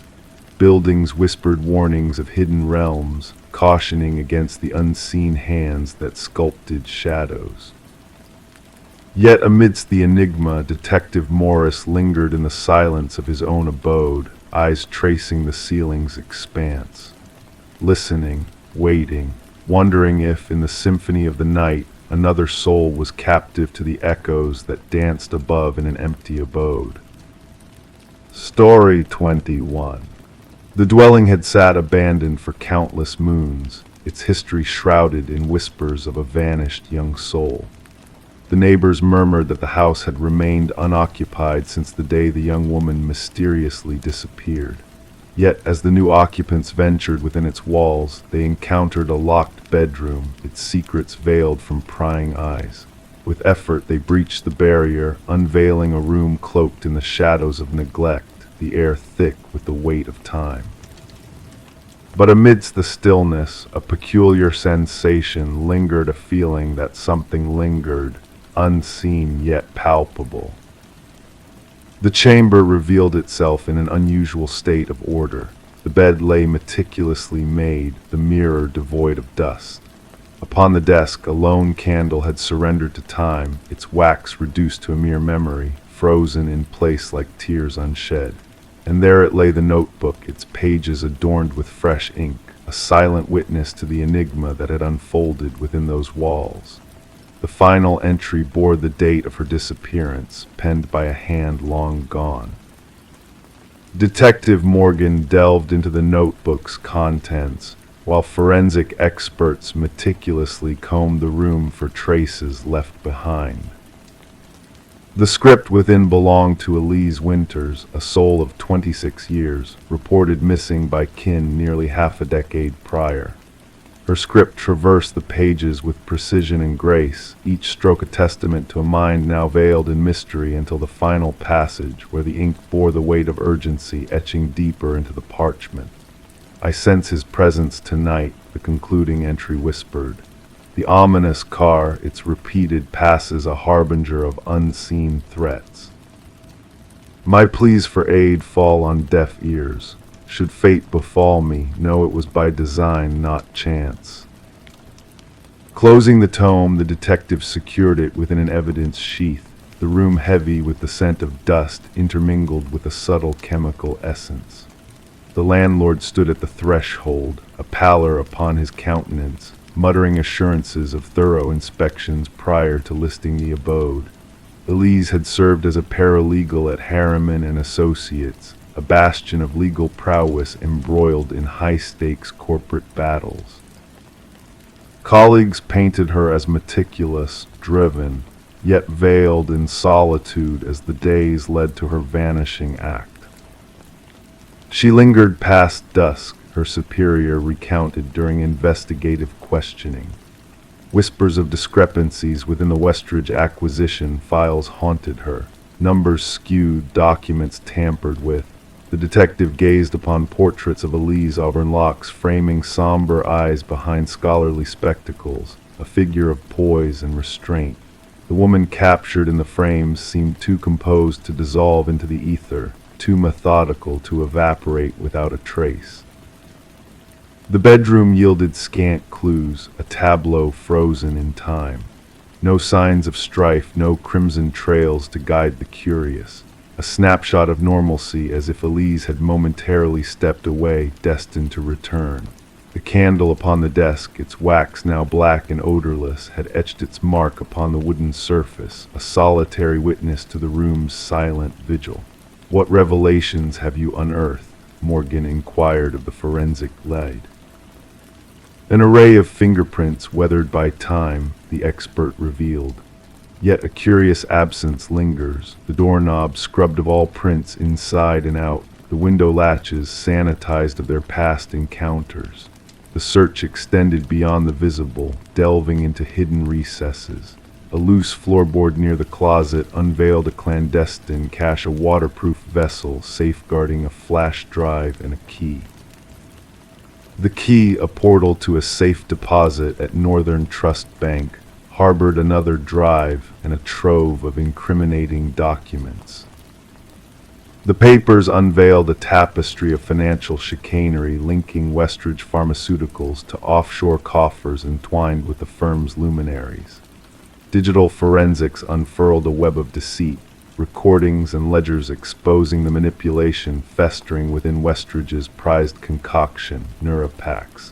Echoes of Elise's voice intertwined with a figure identified as Vincent Harriman, the firm's senior luminary. "These truths must remain veiled," Harriman's voice intoned. 40%, not the paltry 4 we proffered, suffered the side effects. Our deck crumbles if this leaks. "People are perishing," Elise countered. "The seizures unfold as foretold by the original data. This narrative is but a whisper," Harriman cautioned. "Our packed secrets shared within these walls remain cloaked for all our sakes." Detective Morgan liaised with watchdogs of pharmaceutical integrity, confirming Neurapax's quiet retreat from the market following patient casualties mirroring Elise's clandestine archives. Harriman's realms, both personal and corporate, faced the probing gaze of justice. The trail led to charges for an industrial purge at his remote abode on the eve of Elise's absence. A microscopic trail of her essence clung to the property, defying the meticulous cleansing. The evidence wove a tale of shadows, hinting at connections unspoken. The locked enigma of the chamber persisted until surveillance footage unveiled a figure akin to Harriman, slipping into the domicile on the night Elise faded into the mists, his departure a phantom's vanishing act. Returning to the bedroom's embrace, Morgan and an engineer unearthed a concealed passage within the closet's recesses, a tunnel delving beneath the neighborhood's edifices. Locked away behind fresh drywall, a secret corridor linked the bedroom to subterranean arteries snaking beneath the district's foundations. Vincent Harriman faced the scales of justice in a boardroom's shadows. Confronted with the damning evidence, he clung to a veneer of innocence, painting Elise as a saboteur bent on tarnishing the firm. She was adrift, consumed by paranoia, he insisted, fabricating deceit to mar our standing post her promotion's denial. The jury's gaze saw through his veils. Footage from Elise's covert lens, nestled within a bookend, captured Harriman's intrusion that fateful eve. The reel tapered as he neared her script-laden desk, the tapestry of betrayal nearing its climax. Harriman's conviction for the gravest of deeds bore no body to mark its conclusion. The pharmaceutical barons implicated in the ruse faced justice's tempered ire. Families of Neurapax's fallen raised a collective voice, a lawsuit echoing the cries of the forsaken. At the sentencing's threshold, Elise's mother bestowed words upon the court. Her chamber remained an echo of truths she sacrificed to unveil.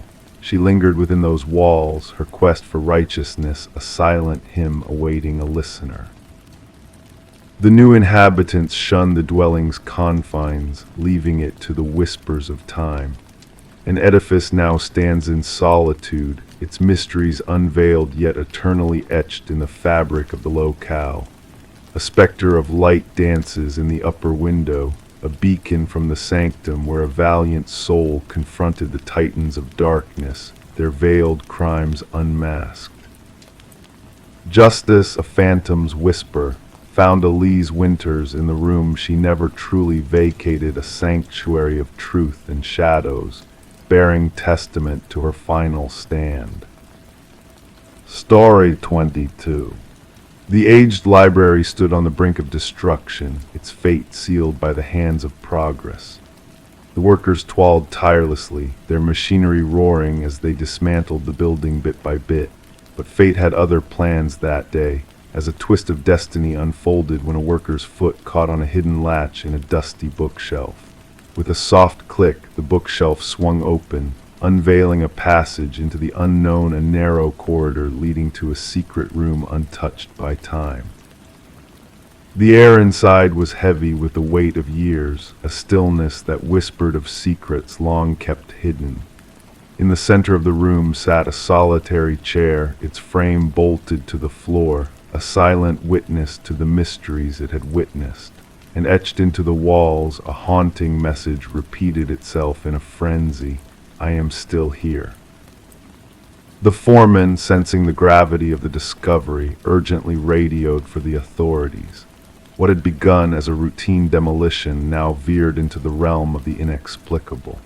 Detective Morgan Walsh, a seasoned investigator with decades of experience, arrived at the scene, his steady gaze taking in the cryptic message that adorned the walls. Secure the area, Walsh commanded, his voice resounding in the eerie silence of the hidden room. Let no one disturb a thing until forensics has combed through every detail. The history of the library added layers of intrigue to the unfolding mystery. Once owned by the influential Harrington family, The library had been bequeathed to the public following the enigmatic disappearance of their daughter, Rebecca. Her vanishing, shrouded in uncertainty, had left a scar on the community, a wound that refused to heal. The theory of her voluntary departure clashed with her family's steadfast belief that darker forces were at play. As forensic experts meticulously combed through the hidden chamber, they unearthed traces of a harrowing past. Hair and fibers clung to the aged chair, while the walls bore the marks of a struggle long forgotten. The whispers of the past began to take shape, hinting at a tale of captivity and despair. The chair was a tool of restraint, the analyst remarked, pointing to the weathered leather straps that still clung to the armrests. Someone fought against their confinement with all their might. Detective Walsh delved deeper into the shadows of the Harrington family's history, his instincts guiding him toward a truth obscured by time. The timing of the library's donation after Rebecca's disappearance raised suspicions, leading the investigation down a twisted path of deceit and betrayal. The revelation that the hidden room's existence was tied to Maxwell Harrington, Rebecca's uncle, sent shivers down the spines of all involved. As the pieces of the puzzle fell into place, a chilling realization emerged. The DNA evidence found in the hidden room matched that of Rebecca, painting a grim portrait of her final days. She had not fled, she had been ensnared within the walls of her own family's legacy. The once cherished uncle, Maxwell, now stood at the center of a web of lies that threatened to unravel his carefully constructed facade. Maxwell's veneer of innocence shattered when confronted with the damning evidence. His stoic facade crumbled, revealing the depths of his depravity. She knew too much, he confessed in a hollow voice, his eyes devoid of remorse. I couldn't let her destroy everything we had built. The truth spilled forth, a river of guilt and shame that washed away any vestige of his former self. The excavation beneath the hidden room unearthed the remains of a life cut short, a tragedy buried beneath layers of deceit. Rebecca's skeletal frame, clad in the silver bracelet that once adorned her wrist, bore silent witness to the horrors she endured. The courtroom echoed with the weight of justice as Maxwell faced his reckoning, his fate sealed by the revelations of the past. The library, once slated for destruction, now stood as a monument to a life lost and a truth uncovered.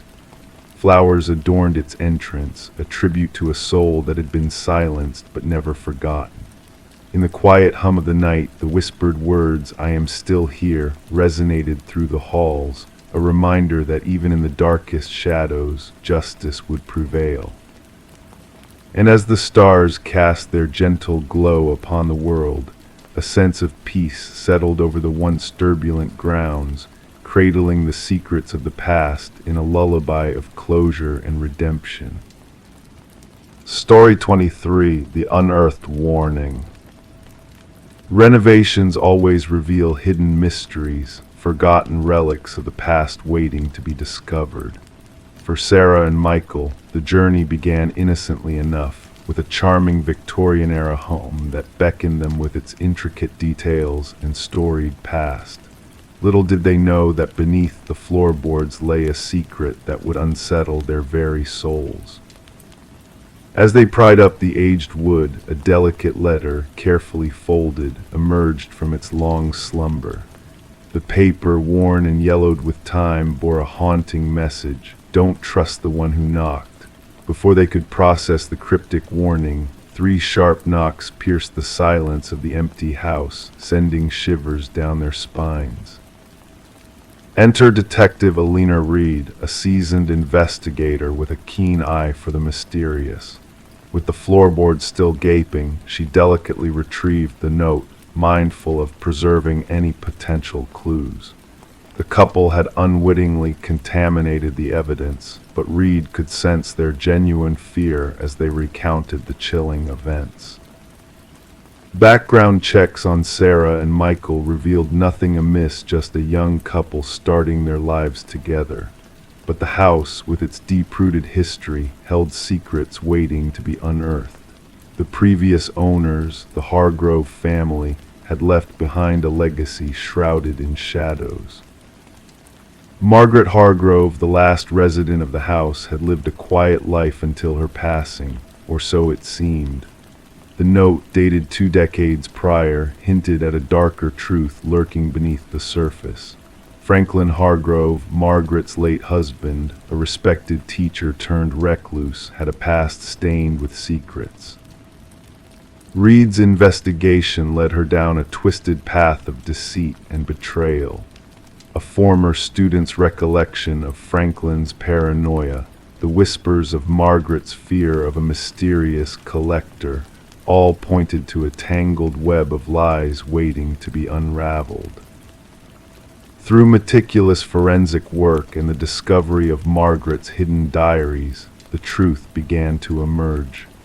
Franklin's gambling debts, the looming shadow of the elusive collector Victor Mercer, and the tragic events that unfolded in the depths of the house's foundation.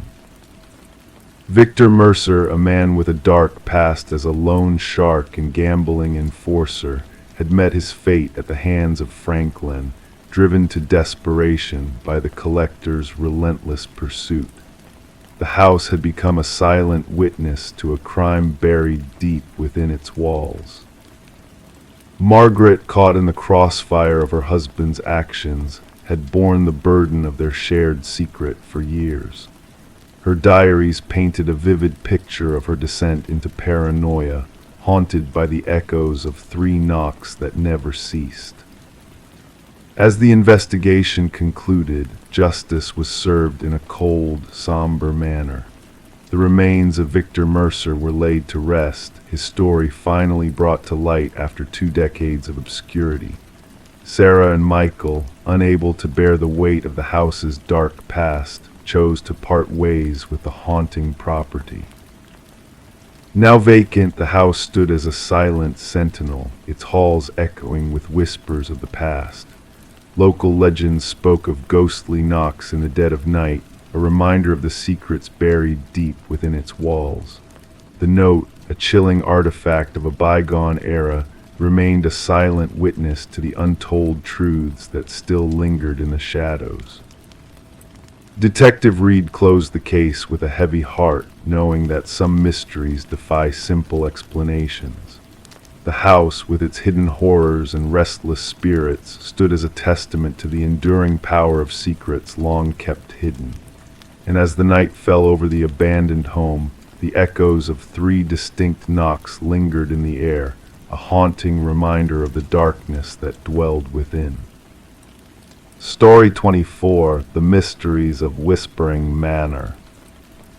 She had a desire to refresh the nursery before the little one arrived, a sanctuary where stories seemed to linger in the faded blue walls. As she carefully painted on the first layer of white, a hidden surprise emerged, letters faint at first, then becoming distinct and legible. A message concealed beneath the surface. "Don't let it hear you." Her breath hitched in her throat. Stepping back, she noticed something unsettling: tiny handprints imprinted in the fresh paint, too high for a child to reach. This discovery in the nursery of the Morgan residence set in motion what would later become known as the Whispering House Enigma. The young couple had acquired the Victorian-style home at a bargain price, unaware of its shadowed past. Detective Sarah Klein arrived at the door, her notebook at the ready. A woman, her pregnant belly pronounced under paint-stained overalls, greeted her. Dark circles framed her eyes, a testament to sleepless nights. Trembling, she recounted finding the eerie message and handprints. The previous owners vanished suddenly, she explained.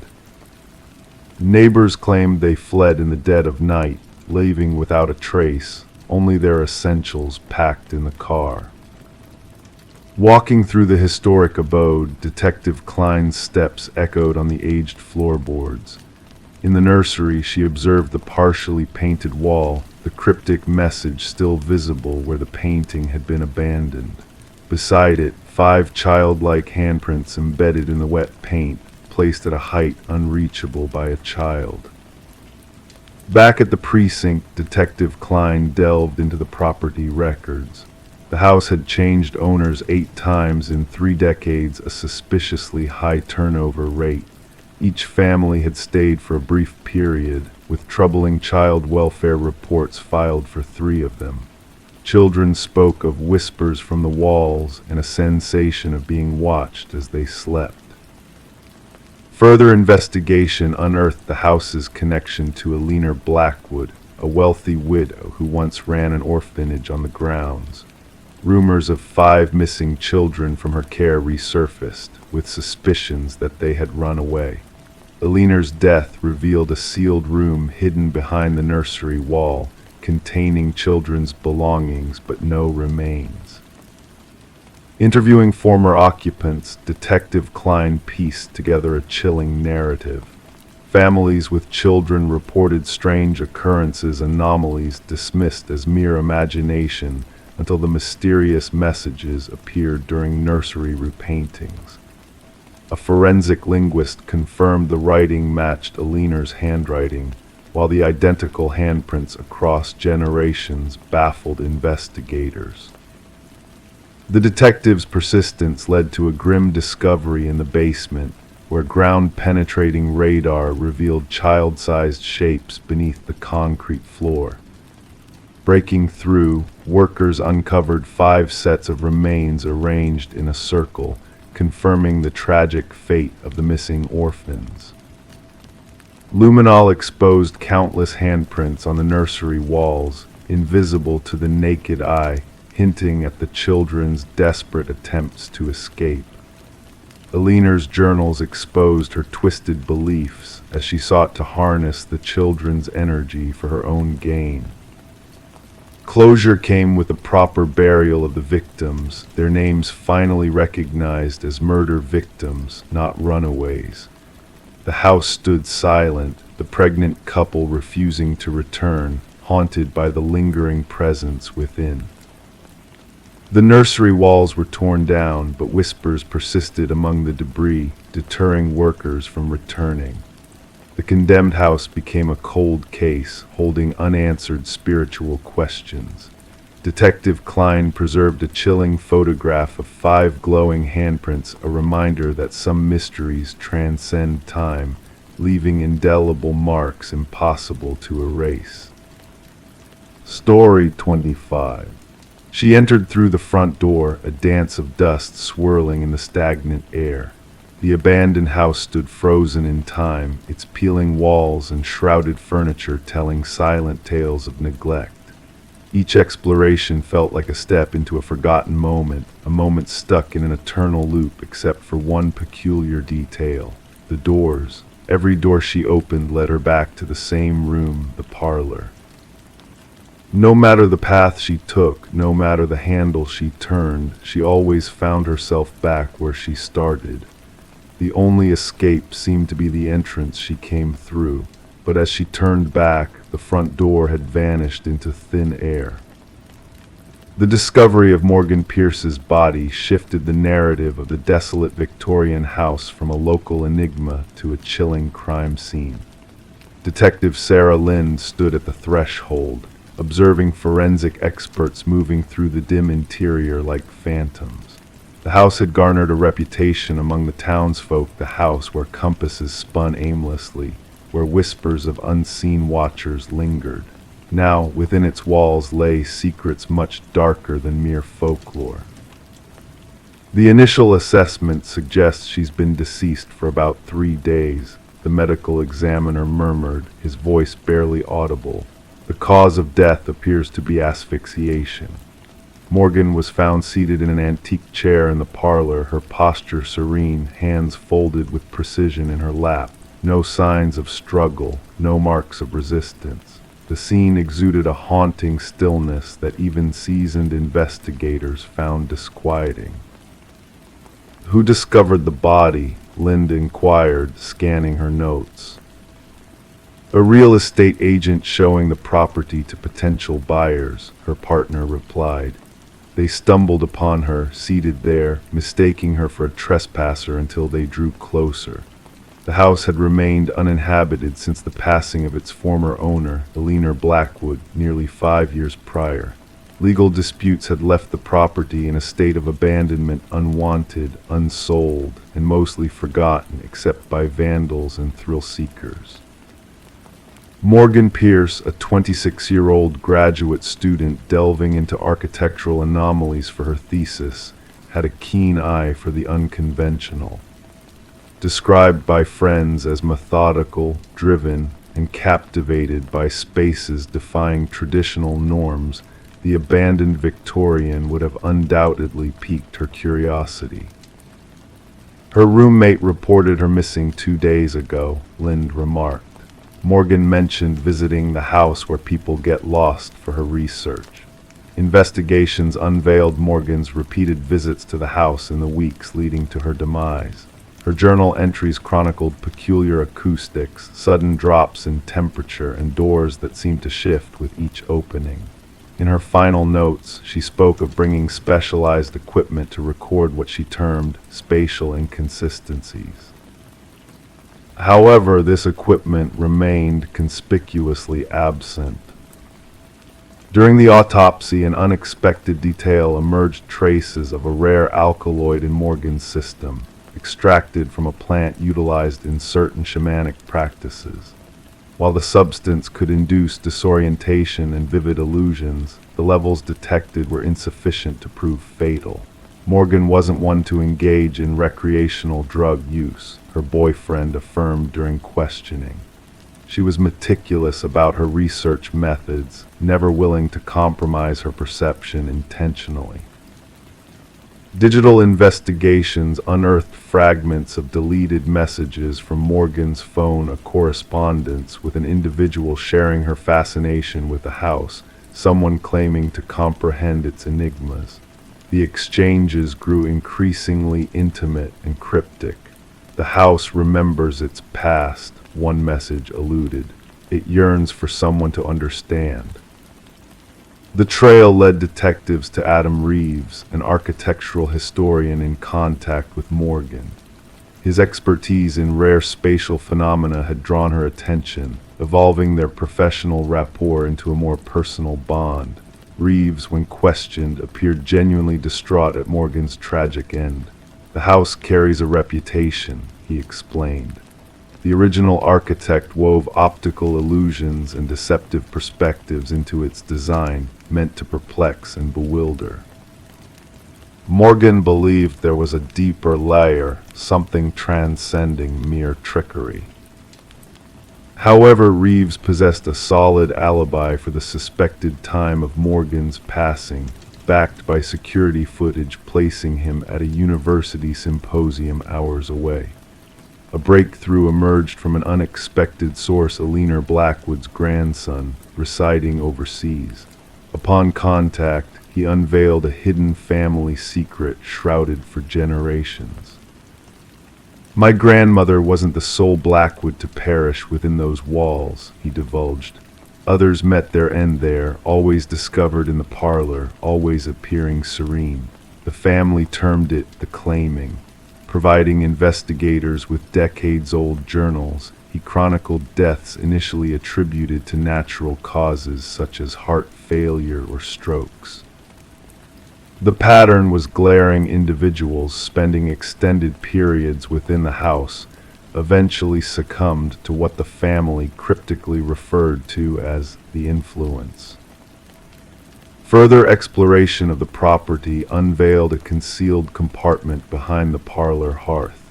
Inside, investigators stumbled upon Morgan's missing equipment and an enigmatic discovery: a small chamber harboring artifacts from diverse indigenous cultures, meticulously arranged in a geometric formation. At its center sat a weathered figurine, its features smoothed by generations of handling. Analysis identified the figurine as representing a deity associated with liminal spaces, thresholds bridging worlds. Traces of the alkaloid found in Morgan's system were detected on the artifacts. The case took a harrowing turn with forensic analysis indicating the presence of another individual within the house during Morgan's demise. Partial prints, unrelated to Morgan or any known visitors, were lifted from doorknobs throughout the residence. 3 weeks into the investigation, Adam Reeves was discovered deceased in his residence. Mirroring Morgan's posture, he sat facing the entrance, a tranquil expression etched on his features, the same alkaloid detected in his system. Clenched in his grip was a key unmatched to any lock in his apartment, but fitting seamlessly into the concealed compartment within the Victorian house.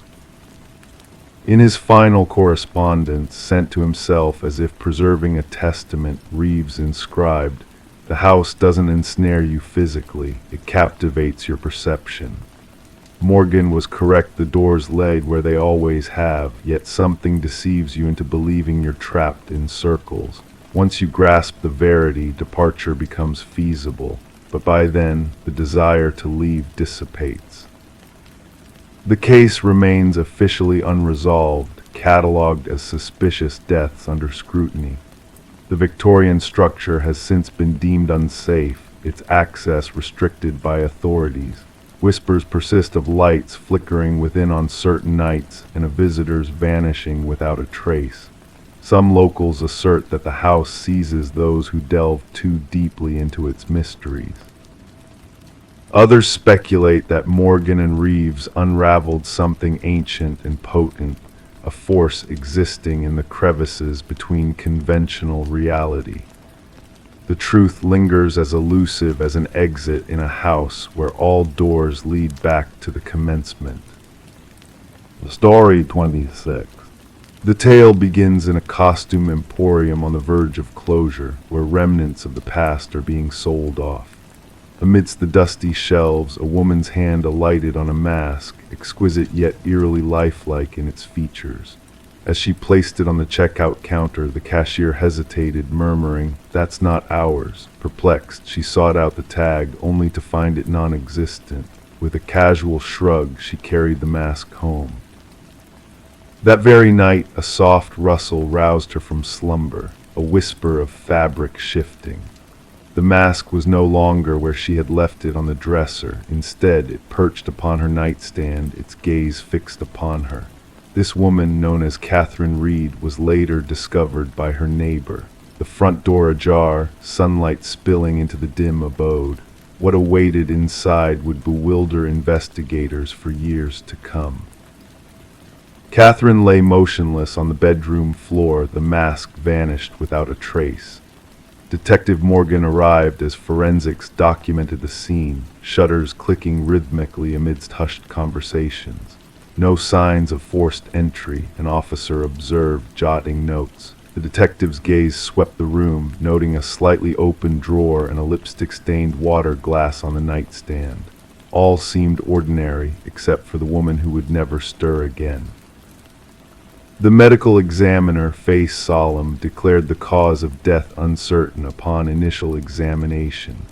No visible wounds, no signs of struggle. Gesturing towards Catherine's frozen expression, he remarked, terror etched into her very features. Crouching beside the lifeless form, the detective murmured, something frightened her to her demise. Catherine, an art appraiser leading a tranquil existence, possessed a keen eye for detail, a knack for discerning authenticity. Colleagues praised her precision, her ability to spot even the subtlest forgery. The detective pondered if this very talent had somehow sealed her tragic fate. Security footage from the costume shop unveiled an enigma. The cashier, genuinely perplexed by the mask, called over the owner, who vehemently denied its origin. Though the audio was unclear, lip readers deciphered his words. "We never stocked anything like this." A visit to the now vacant shop shed little light on the mystery. The owner, visibly anxious, confessed that mask surfaced during our clearance sale. Its origins remain a mystery. It was never part of our inventory. Pressed further, he reluctantly disclosed, Such occurrences followed acquisitions from the estate sale of a collector who met a peculiar demise. A breakthrough emerged when forensics uncovered microscopic fibers embedded in Catherine's fingertips. She clutched onto something, the lab technician elucidated. These fibers, an enigmatic blend of human hair and an unidentifiable organic substance, defy modern classification. The investigation unraveled a tapestry of similar deaths spanning decades. Each victim had acquired a peculiar mask preceding their demise, each frozen in a visage of pure dread, each case a labyrinth without an exit. A retired detective, privy to a prior case, divulged a chilling revelation. Seated in a dim chamber, he slid a weathered file across the table. Inscribed within each mask, behind the lining, we found ancient symbols. A scholar suggested a ritual of soul transference. An unexpected breakthrough materialized within Catherine's apartment, a journal concealed behind a loose baseboard. Her final entry chronicled a sense of being watched, an unearthly presence lurking within her abode. She delved into the mask's enigmatic origins post the cashier's peculiar reaction, linking it to a series of enigmatic demises. The mask stirs, her frantic script revealed. It watches me slumber. Inside, markings akin to those from unsolved cases. The collector perished the same way. Each mask claims a life heir passing on, a malevolent entity seeking a new host. Compiling the evidence peculiar fibers, Catherine's research, a macabre pattern, the detective uncovered the cause of death. A heart arrested by sheer dread. What could evoke such terror that a heart halts in its rhythm? The case veered into darker realms with surveillance footage from a neighboring abode capturing a revelation overlooked by investigators. A figure exiting Catherine's dwelling, cloaked in a mask mimicking her gait, yet uncannily mechanical, as if in ill-fitting guise. An alert was sounded for the missing mask, yet it eluded discovery until 6 moons later, when reports surfaced of a cryptic mask surfacing in a vintage shop across the land. By the time authorities reached the locale, it had found a new owner, their identity unrecorded. The enigma endures unsolved by official accounts. The detective harbors Catherine's journal in her desk, a testament to a truth too fantastical for conventional tales. In nocturnal moments, she startles awake, sensing a spectral gaze. She secures her abode, warding off thoughts of the mask destined to seek a new beholder, an eternal cycle that commenced eons past and continues unabated. The mask lingers, awaiting its next reckoning. Ere long, another shall awaken to a faint rustle in the night, to find it looming closer, hollow eyes fixed upon them, hungering for the essence that dwells within their gaze. Story 27. In the stillness of the night, a package arrived in the mail, shrouded in mystery. Wrapped in a plain envelope, it bore no return address, only a single brass key, weathered with the passage of time. The homeowner, a woman named Sarah Miller, felt a strange familiarity with the key, though she couldn't place why. With a sense of intrigue, she tried it in every lock she owned, but none yielded to its touch. It was a key without a home. Perplexed, Sarah placed the key on her coffee table, where it lay quietly. And then, as if in response to its presence, the old grandfather clock in the hallway stirred from its long silence and let out a single, haunting chime, a sound that had not been heard in years, a sound that sent shivers down Sarah's spine. Alarmed by the inexplicable event, Sarah reported it to the authorities, setting in motion a chain of events that would unravel the peace of their quiet suburban neighborhood. The responding officer at first dismissed Sarah's concerns as a simple mix-up in the mail, a key sent in error perhaps. But Sarah couldn't shake the feeling that something was amiss, a whisper of unease that lingered in the air. Reluctantly, the officer took the key as evidence, not fully grasping the gravity of what was to come. The key found its way into the hands of Detective Robert Harmon, a seasoned investigator with a keen intuition for cases that defied easy explanation. The brass key sat on his desk, unassuming yet quietly ominous, beckoning him to unravel its secrets. Background checks on Sarah revealed no red flags. She was a retired high school English teacher, a widow with no criminal record, leading a quiet life with her children far away. But the key, with its silent presence, hinted at a deeper mystery waiting to be uncovered. Forensic analysis revealed no fingerprints on the key except Sarah's own. The envelope yielded no clues, only a generic postmark from a distant distribution center. The key itself, a standard Schlage, showed signs of age and wear, hinting at a past unknown to Sarah. A breakthrough came when Detective Harmon decided to delve deeper, running the key's unique pattern through the department database. And there, a connection emerged, a cold case, 7 years old, tied to an identical key pattern found in a storage unit that harbored dark secrets.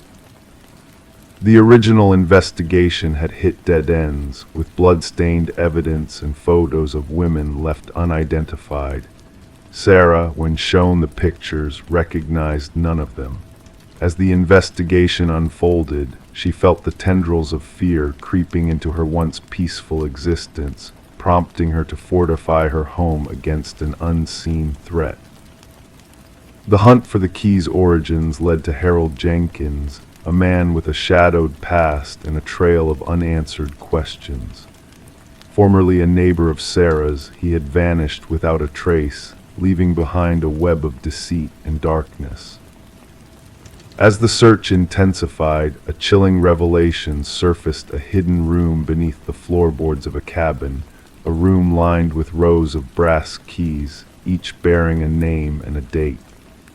The keys unlocked a grim reality: 27 additional victims, their stories silenced by the hands of a predator.